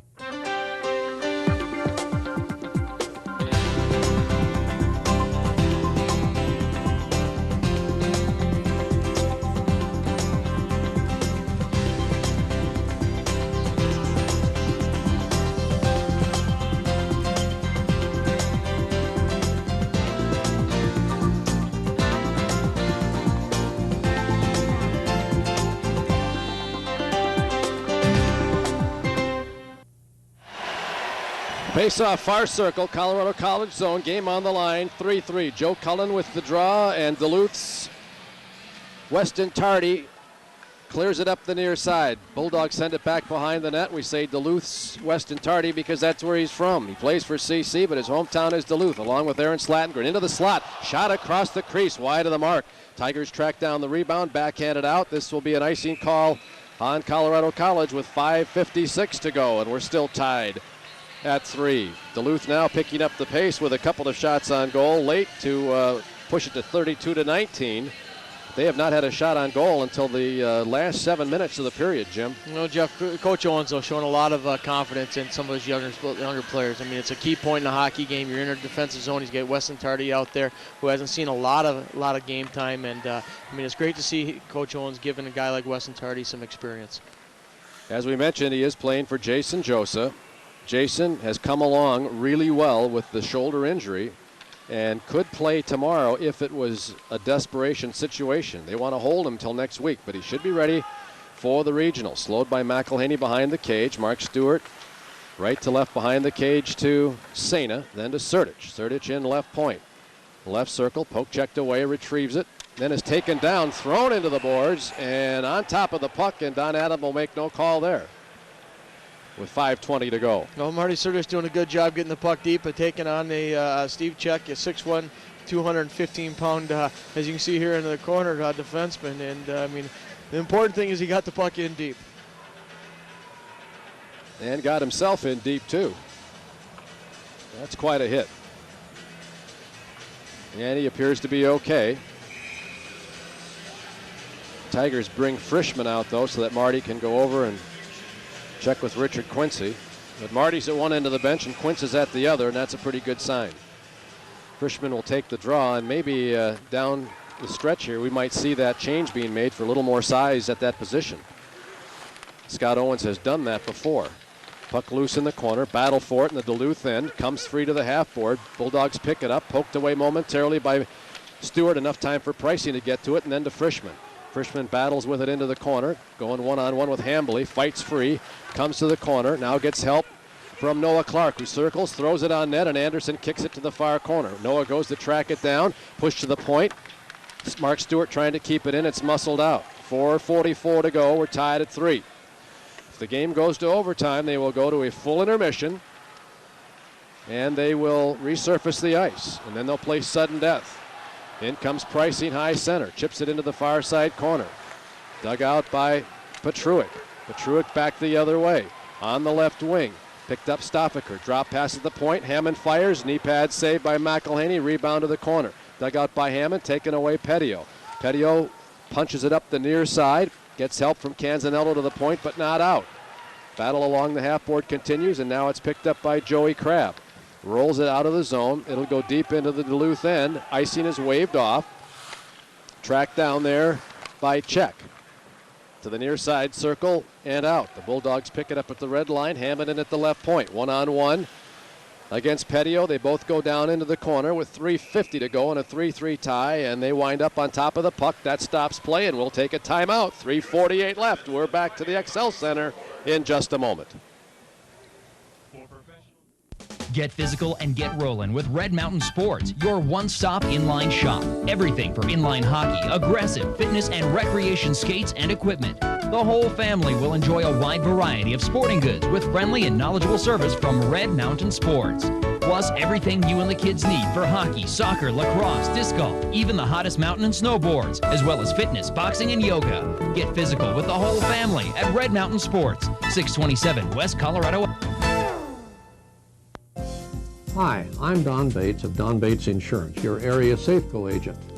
You know, it's important to consider local representation when buying auto, home, or business insurance. Of course, you can get it by mail order or from the employee of some big company, but at Don Bates, you have an independent agent representing great companies like Safeco. You get local attention from people who really care.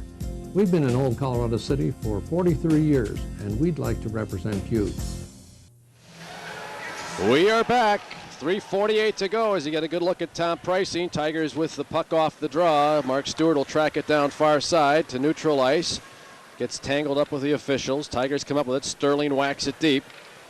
Comes off the end boards behind the cage, slowed by Anderson. Picked up by Hambly up the far side. Picked up on the fly, but the Tigers break it up at the point and take over at neutral ice. Liebel whacks it in. Dogs take it back, send it ahead, and it's sent deep by Nick Anderson. Comes behind the net, and Kumak leaves it alone for Pricing, who comes up the near side to Sterling, chips it ahead, misses Cullen, sent right back in by Hambly. So Stewart will start the process over behind the CC net. Heads up ice on the left wing, rolls it ahead to Joe Cullen. WCHA's Defensive Player of the Year sends it in. Sterling can't handle it. Dogs get out. Hammond played off the puck by Laux, and Canzanello swats it into the corner. Now goes up the far side to Marty Sertich. Sertich ahead on the right wing to Liebel, scoots in front of one, now another, in at the left point. Tied up by Check, can't deliver the puck to the slot. Dogs get it out, and they have sprung Stapleton. He's going in, he's tied up, he's taken down. Will there be a call? No, there will not. Crowd wants one. Tigers dodge a bullet to the point, launched on net, knocked down by McElhaney. In all fairness, the Tigers did a good job of tying him up without taking him down. Stapleton trying to fight through it, and the Tigers win that battle. In comes Sena, left circle, end line, tries to get a shot on. He's tied up, tracks it down in the corner, hipped off the puck. Dug out by Petruik with 2:15 to play, all the way through traffic to the far side. Picked up by Stoffaker, cross ice near side. Sena will try to keep it in, and he does. Sent into the far corner, Tigers will change. Petruik near side from out of the other side by Hambly. Petruik, who had the first goal of the day, sends it deep into the Tiger end. This is an icing call with 1:55 to go, and a face-off coming into the Duluth end. Well, I mean, CC doing a good job on that offensive zone. You can see here, though, both the defensemen trying to give it. Canzanello does a good job. I think Lauk's coming in late, though, obviously with the stick a little high. The UMD forward kind of makes a little dive at the end, and maybe that's what Don Adams is looking at. But Canzanello doing a good job to get back in the first place, and I think CC getting away with one there. Well, Scott Sandlin acting on the bench like he wasn't too terribly disturbed by the call. May have lost control of the puck when the second contact arrived in the person of Laux. Tigers send it through the corner behind the net with 1:43 to go. Just dug out by Geisler up the far side of the point, kept in, sent down low. Anderson directs it behind the net where Hambly has it, loses it. Slatengren trying to dig it out, battling, and Colin Stewart comes up with a 2, puts it once on Anderson, twice. Puck knocked loose, and Anderson dives to cover it up on the doorstep. Boy, Colin Stewart, Aaron Slatengren, and then Joey Crabb coming in late trying to get a rebound, and Anderson comes up big at crunch time, 1:27 to go. And a face-off coming in the Duluth end. You see the shot by Stewart. Puck loose along the end line. Stewart tries again and covered up by Anderson. Just needed to lift it a little bit higher. Well, this line's really doing a good job. I mean, they had played a pretty good weekend last weekend, but struggled here and there, and coming out tonight and really working hard and creating some opportunities for themselves. Off the draw, puck at the point. Canzanello launches. One of the Duluth defensemen has lost a stick because it's broken. Up ice they come. Bros brings it in at the right point, then loses it, kicked out of the zone, and now pushed ahead by the Tigers. Joe Cullen, one man to beat, launches, and that creases off the post, I believe, and Anderson as well. And a couple of gloves in the face of one of the Tigers alongside the cage. Brett Sterling, who, again, seems to find the big boys picking on him. Let's see on the replay where this shot hits.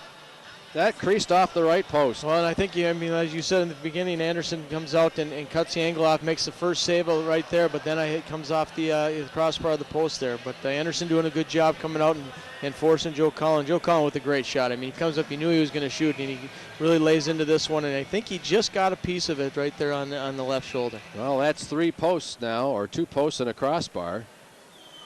Or as George Gwozdecki would say, 2 posts and a pipe. I knew that was coming.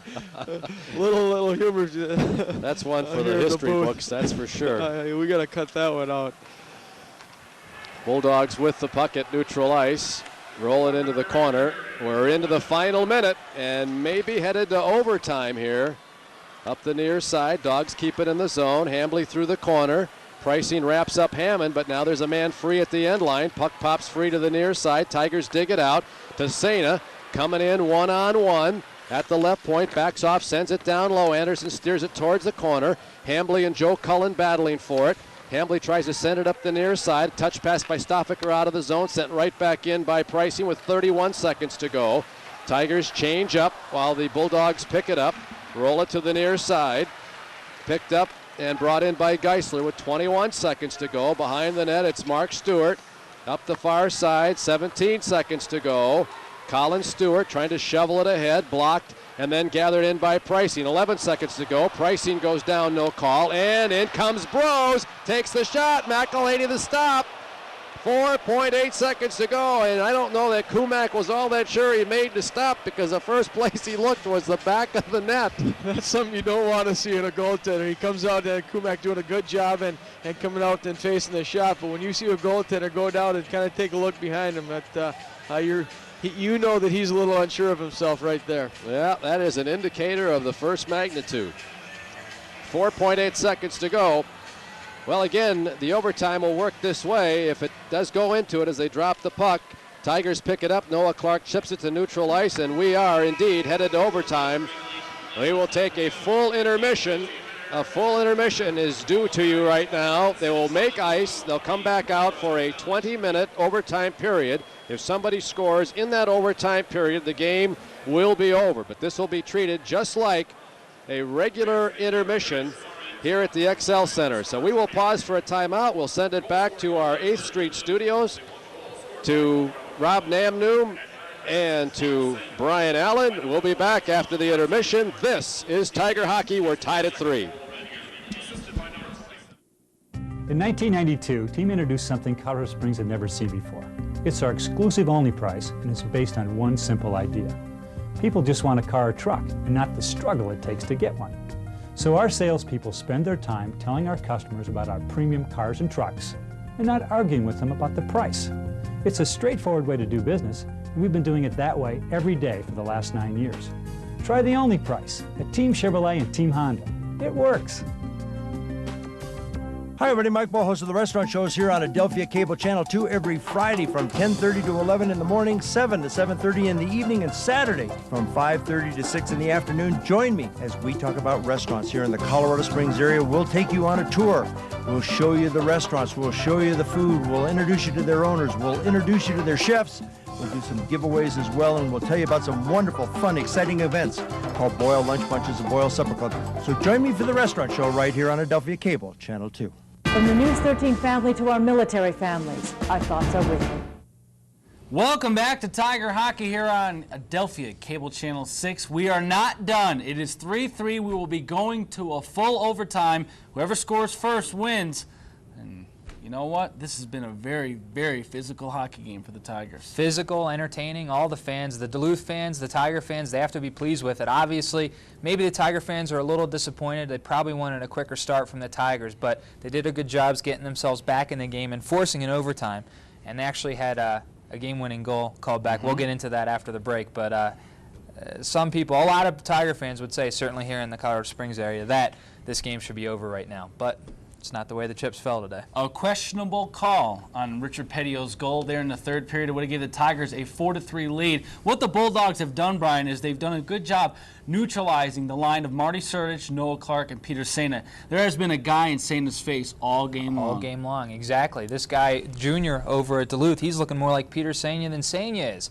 And the goals that happen for CC, they're happening from guys. Petio scored his second goal of the season, freshman, his first of the season. These guys are coming up big when their team needs them, because the big guns, with the exception of Pricing, who put that goal in to tie the game up, these guys are coming through, the younger guys. Tigers getting contributions from the third and fourth line. That's why this game is all knotted up at 3. The Tigers have had some unlucky bounces. They've hit the post twice and a crossbar late in the game with about a minute to go. Joe Cullen hit the crossbar with a great opportunity. It was just one-on-one with he and the goalie. So this puppy is all knotted up at 3. And if you like hockey, we got overtime hockey for you. WCHA playoff action right here on Adelphia Cable Channel 6, brought to you by News 13. Stay with us. We're going to go to a commercial break, and when we come back, we'll show you highlights from the third period.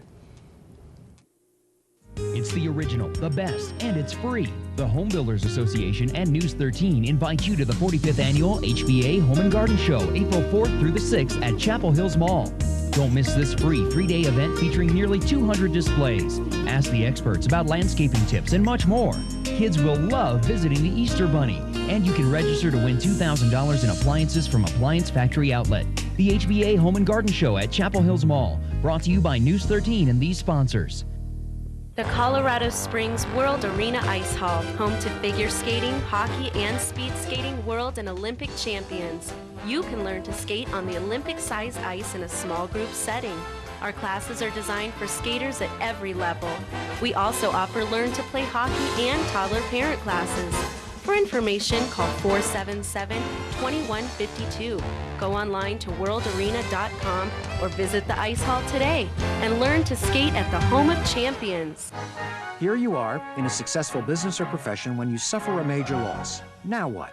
You've got banks to pay, bills to take care of, personnel who like that paycheck, vendors spreading stories, competitors like vultures, and customers who need attention. Well, Six and Geving can ease the pain, smooth the road, handle the claims, in essence, hold your hand through just about all that can hit you. First, however, you have to be a Six and Geving client. Six and Geving, when you're serious about business insurance.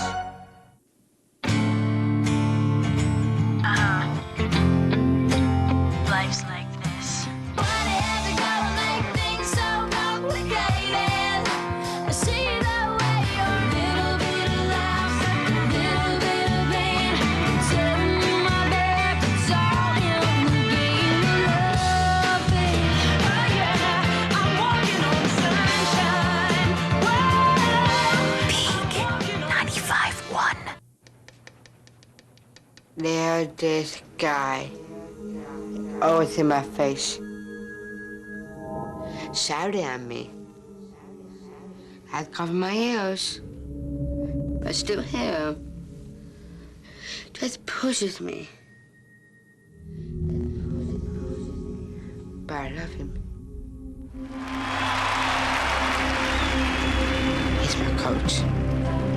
My coach. Be a coach.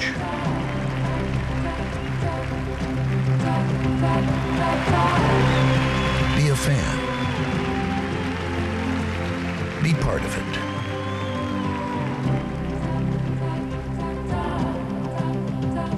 You'll never be more inspired. Inspire greatness. Special Olympics.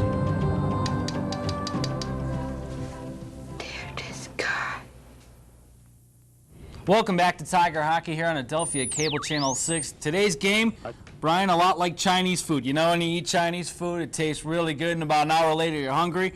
Well, we got more hockey for you because they've played to a 3-3 draw after 60 minutes of hockey. Pretty good game so far, Brian. Is that how Chinese food treats you? Yeah, you know, you eat a whole bunch of it, and you know, you digest, you sit on the couch, and then about a half hour later you go right back to those boxes and you eat some more. Rob's a big guy, folks. Maybe that's what it is. Well, Well, we were talking about hockey. Sorry. Yes. Let's get to the highlights in the third period. We start off with the Tigers on the power play. Tom Pricing going to hit the post again. That's the second time it happened in the game, but later, moments later, it ain't going to happen again, folks. The captain, El Capitan, Tom Pricing, winds up and hits the back of the cage this time. Brian, we're all tied it up at 3. And Rob, Tom's been doing it all season long. He's been a rock for this team. When Peter's struggling, when Noah's struggling, when Joe's struggling, Tom always comes through in the clutch for his Tigers. All right, 46 seconds later, here's the goal in question. Richard Petty, watch Aaron Slettengren, by the way, a Duluth guy, in the crease. Is this a goal? Well, I'll tell you what, it took a long time for them to make the determination. Clearly, it looks as though the puck went in there. And the argument is, you're going to see a shot from above here. Slettengren has no control of his skates at that point in time. He was being sandwiched by 2 Duluth Bulldogs, and there's absolutely nothing he could do. Scott Owens very concerned, and obviously Jim Paradise and the other fellows were talking, Jeff Thomas, they were talking that this one should not have been called back. Yep, so it remains a 3-3 contest after 60 minutes of hockey. Stay with us. We'll be right back after these messages. Adelphia has something for every member of your family, but if you're not getting Adelphia digital cable, you're not getting the best Adelphia has to offer. From the great Hollywood classics of the Fox Movie Channel to the artistic gems of the Sundance Channel and the Independent Film Channel, we've got the movies like no one else has. And with Trio, you'll be in front row for the biggest events in film, music, and theater. Get the most from your TV. Call today and upgrade to Adelphia digital cable, the best Adelphia has to offer. Hi, I'm Don Bates of Don Bates Insurance, your area Safeco agent. You know, it's important to consider local representation when buying auto, home, or business insurance. Of course, you can get it by mail order or from the employee of some big company, but at Don Bates, you have an independent agent representing great companies like Safeco. You get local attention from people who really care. We've been in Old Colorado City for 43 years, and we'd like to represent you. The inner workings of modern heating and cooling systems, finely tuned technology that could be your new career. According to the Bureau of Labor Statistics, jobs in heating and air conditioning are expected to increase up to 20% through 2008. With my professional training, I'm in a steady career I really love. Best of all, I get to work both indoors and outdoors. Call IntelliTech Colleges at 632-7626 for information on a solid career in heating and air conditioning service.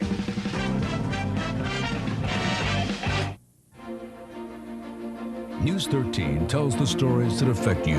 With all the latest information on the community and in your surrounding area, News 13 will provide you with all the details of the latest breaking news with minute-to-minute reports. Join John Carroll and Kelly Schultz for all the news around your world. Vince Greco with sports and meteorologist Mark Nelson for the most dependable forecast. Watch News 13 weekdays at 5:30 and 10. All about your hometown. It's all about friends and family. It's all about the lives we live. It's all about the world at home. It's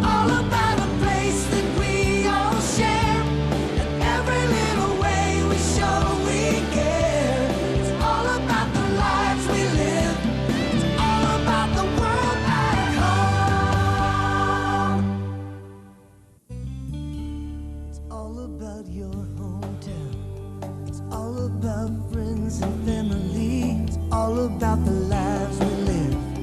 It's all about the world at home. It's all about a place that we all share. And every little way we show we care. It's all about the lives we live. It's all about the world at home. You are the brightest and the best defending our freedom. Unlike dads on Father's Day, there will be no tie. Tigers playing to a 3-3 draw after 60 minutes of play. Tigers and Bulldogs. This is a scary situation for CC because Minnesota Duluth probably playing for an NCAA tournament bid here. With a win over the Tigers, they may get into the tournament. They've got nothing to lose right now. Exactly. It would be really interesting to be a fly on the wall in either locker room, but particularly the Bulldog locker room. I mean, their coach must be telling them, guys, everything that has had to happen for us in this game has happened. CC has hit the post about 4 times. We're holding the big guns down. I mean, it is their game to lose right now. I think they have the momentum, and CC, they need to do something here in this overtime. Maybe pick up the tempo. Minnesota Duluth goalie Rob Anderson been pretty good between the pipes, and so hasn't Curtis McElhaney, and that's why we are all tied up at 3. The winner of this game will play the winner of the Minnesota State University of Minnesota game that'll be played later on this evening at the Xcel Energy Center in St. Paul, Minnesota. And one program, you know, if the Tigers do win, the game tomorrow night,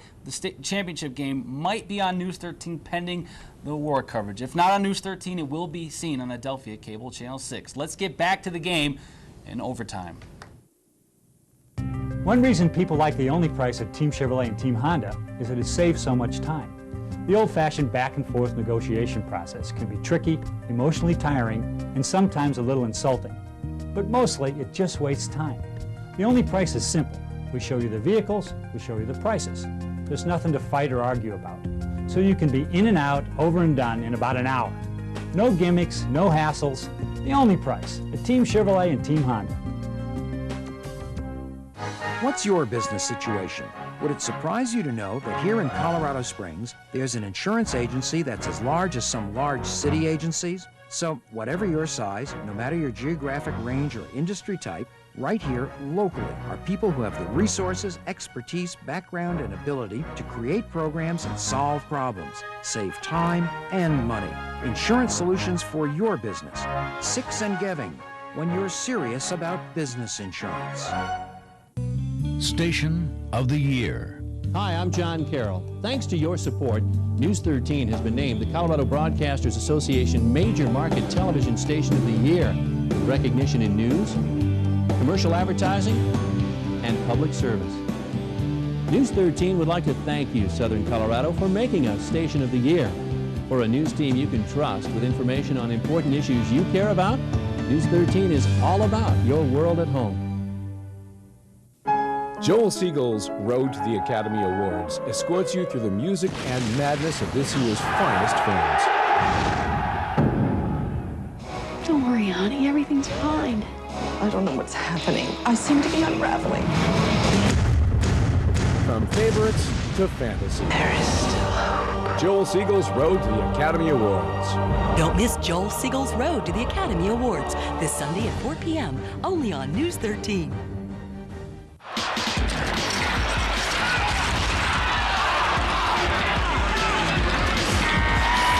Beating us on the boards out there, guys. This is your territory, Grimson. Do your job. Grimson. Hello? Hi, honey. What? Now? All right. The itsy bitsy spider climbed up the water spout. Down came the rain and washed the spider out. Out came the sun and dried up all the rain, and the itsy bitsy spider climbed up the spout again. I love you, Daddy. I love you too, sweetheart.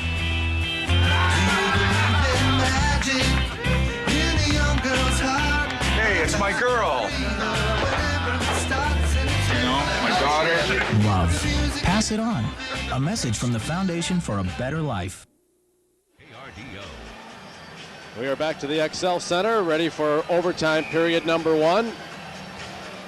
Sudden death overtime. First to score ends it. Tigers are 2-2 in overtime games in the history of this tournament. And their last 4 victories in this tournament, whether overtime or not, have been by 1 goal. So they have been stretched to the limit. Last year on the play-in game, they beat Wisconsin in overtime on Peter Saina's goal. Beat St. Cloud in regulation 2-1, and that's what launched them into the NCAA tournament. Up the far side, kept in by Sertic, looking for Saina. Picked off by Stoffaker. Comes in high center, rolls it to the left side to Hammond. Hammond to the corner. Tigers intercept, roll it to the point, and it's sent down low, and it drifts behind the cage, nearly deflected by Stoffaker, who hip checks Mark Stewart. Saina picks it up and whirls up the right side to Noah Clark, who in turn whirls and sends it in on Rob Anderson, the senior goaltender. Sends it up the near side.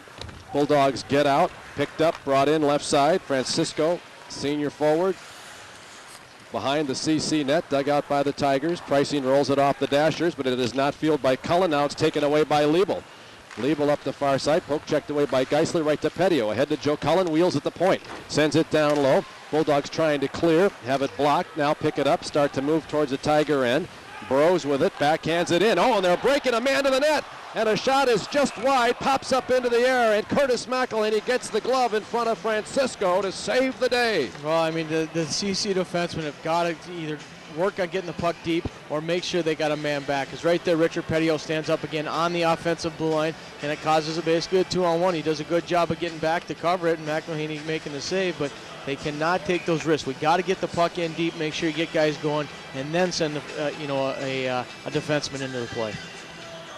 Slatengren ready to do battle with TJ Keg, and Slatengren is tossed out. Colin Stewart will step in against the sophomore from Kelowna, British Columbia. Stewart wins the draw. Slatengren gets the puck, sends it ahead. Missed both Crabb and Stewart.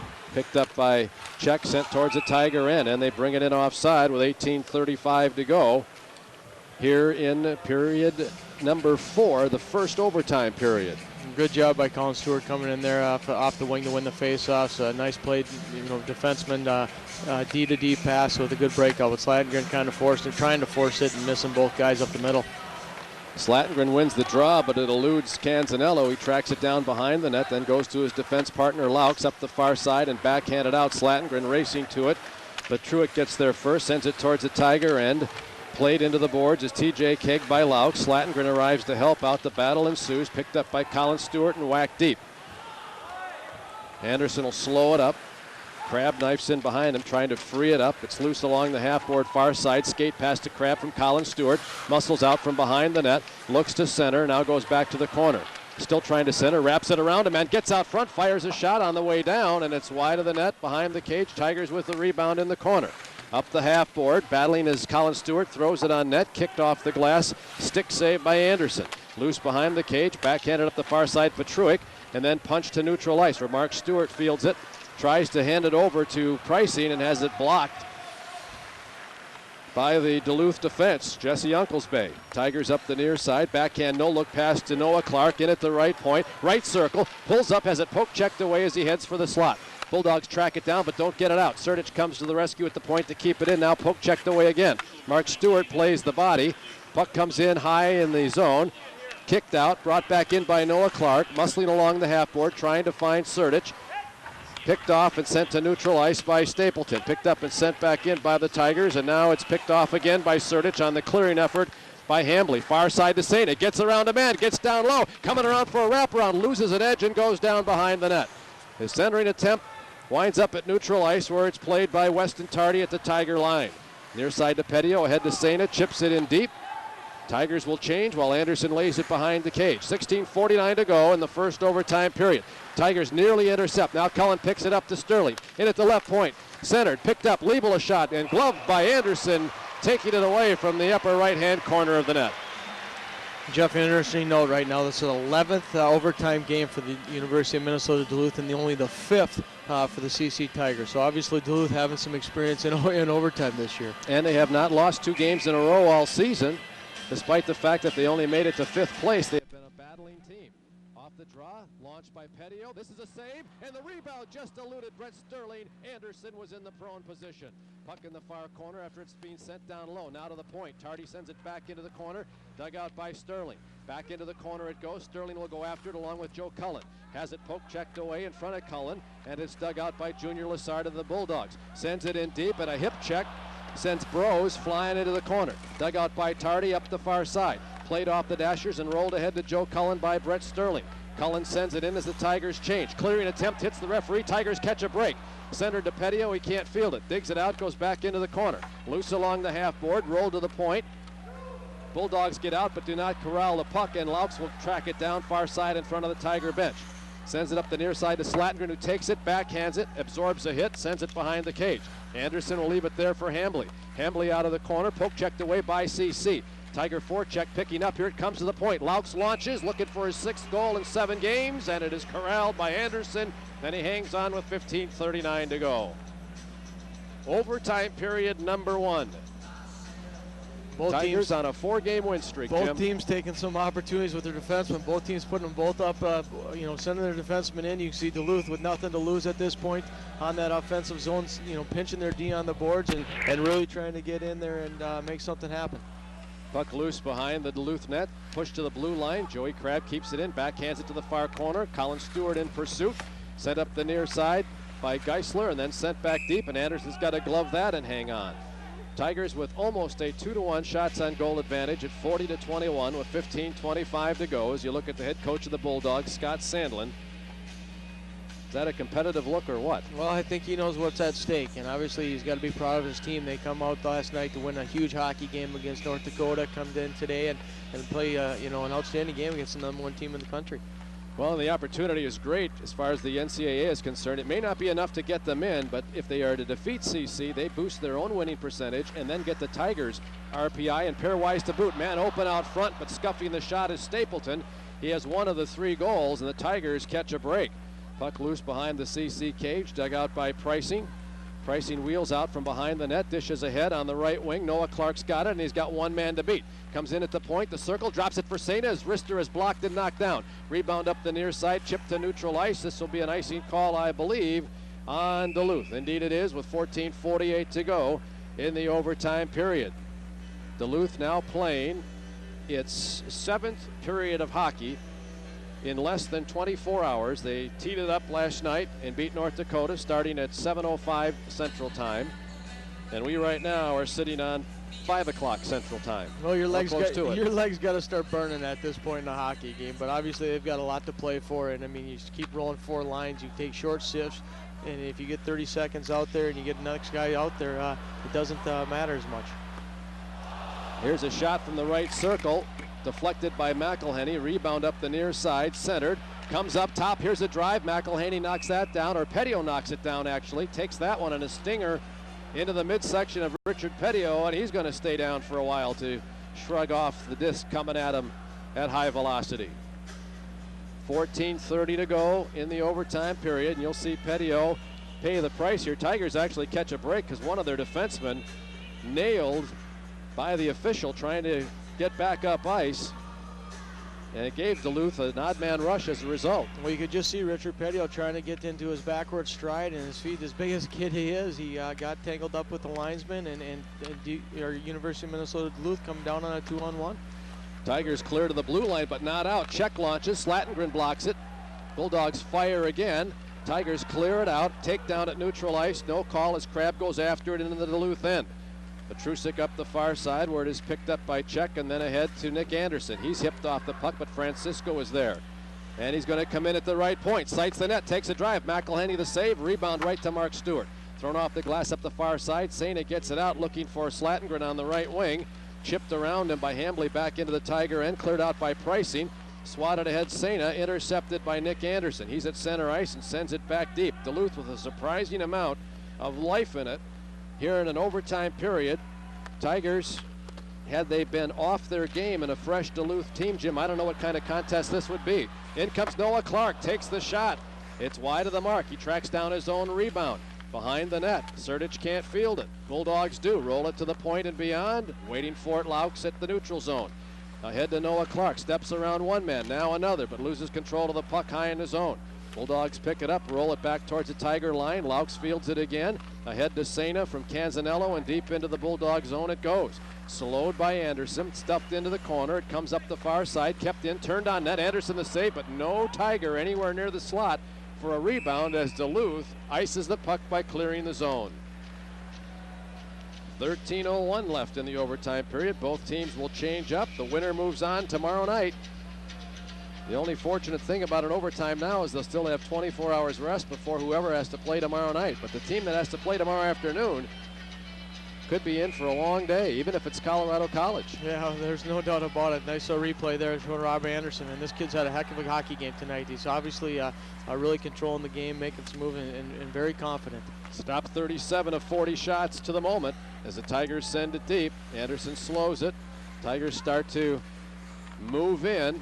Work it out of the corner. Sterling scores! Brett Sterling picks it up out of the corner and gets it up over the top of Anderson and rescues a victory for Colorado College in the semifinals. Only the second time the Tigers have won a semifinal game at the WCHA's Final Five. They'll play for the title tomorrow night against either Minnesota or Minnesota State. Well, if you're going to pick one or two guys that you wanted to get that goal, it'd either be Brett Sterling or Joey Crabb. Joey Crabb having a great game, but Brett Sterling, you know, he's always into it. He's always in cause of commotion. He has a little havoc, and right there he goes in, plays the body, comes out of the corner, and does, you know, great shot in the upper corner, gets Rob Anderson to go down. You can see him come out of the corner here with the puck.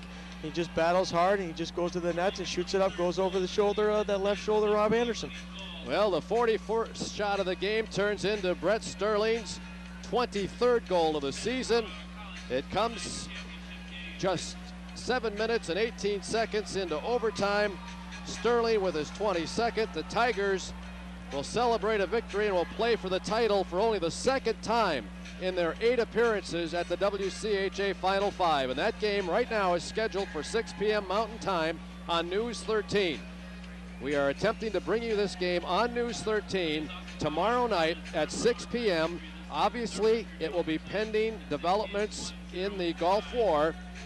If developments are such that we cannot bring it to you on 13, it will go to Adelphia 6. But for the moment, plan on it being on News 13 tomorrow night at 6 p.m. Brett Sterling with the game winner, 7:18 into overtime.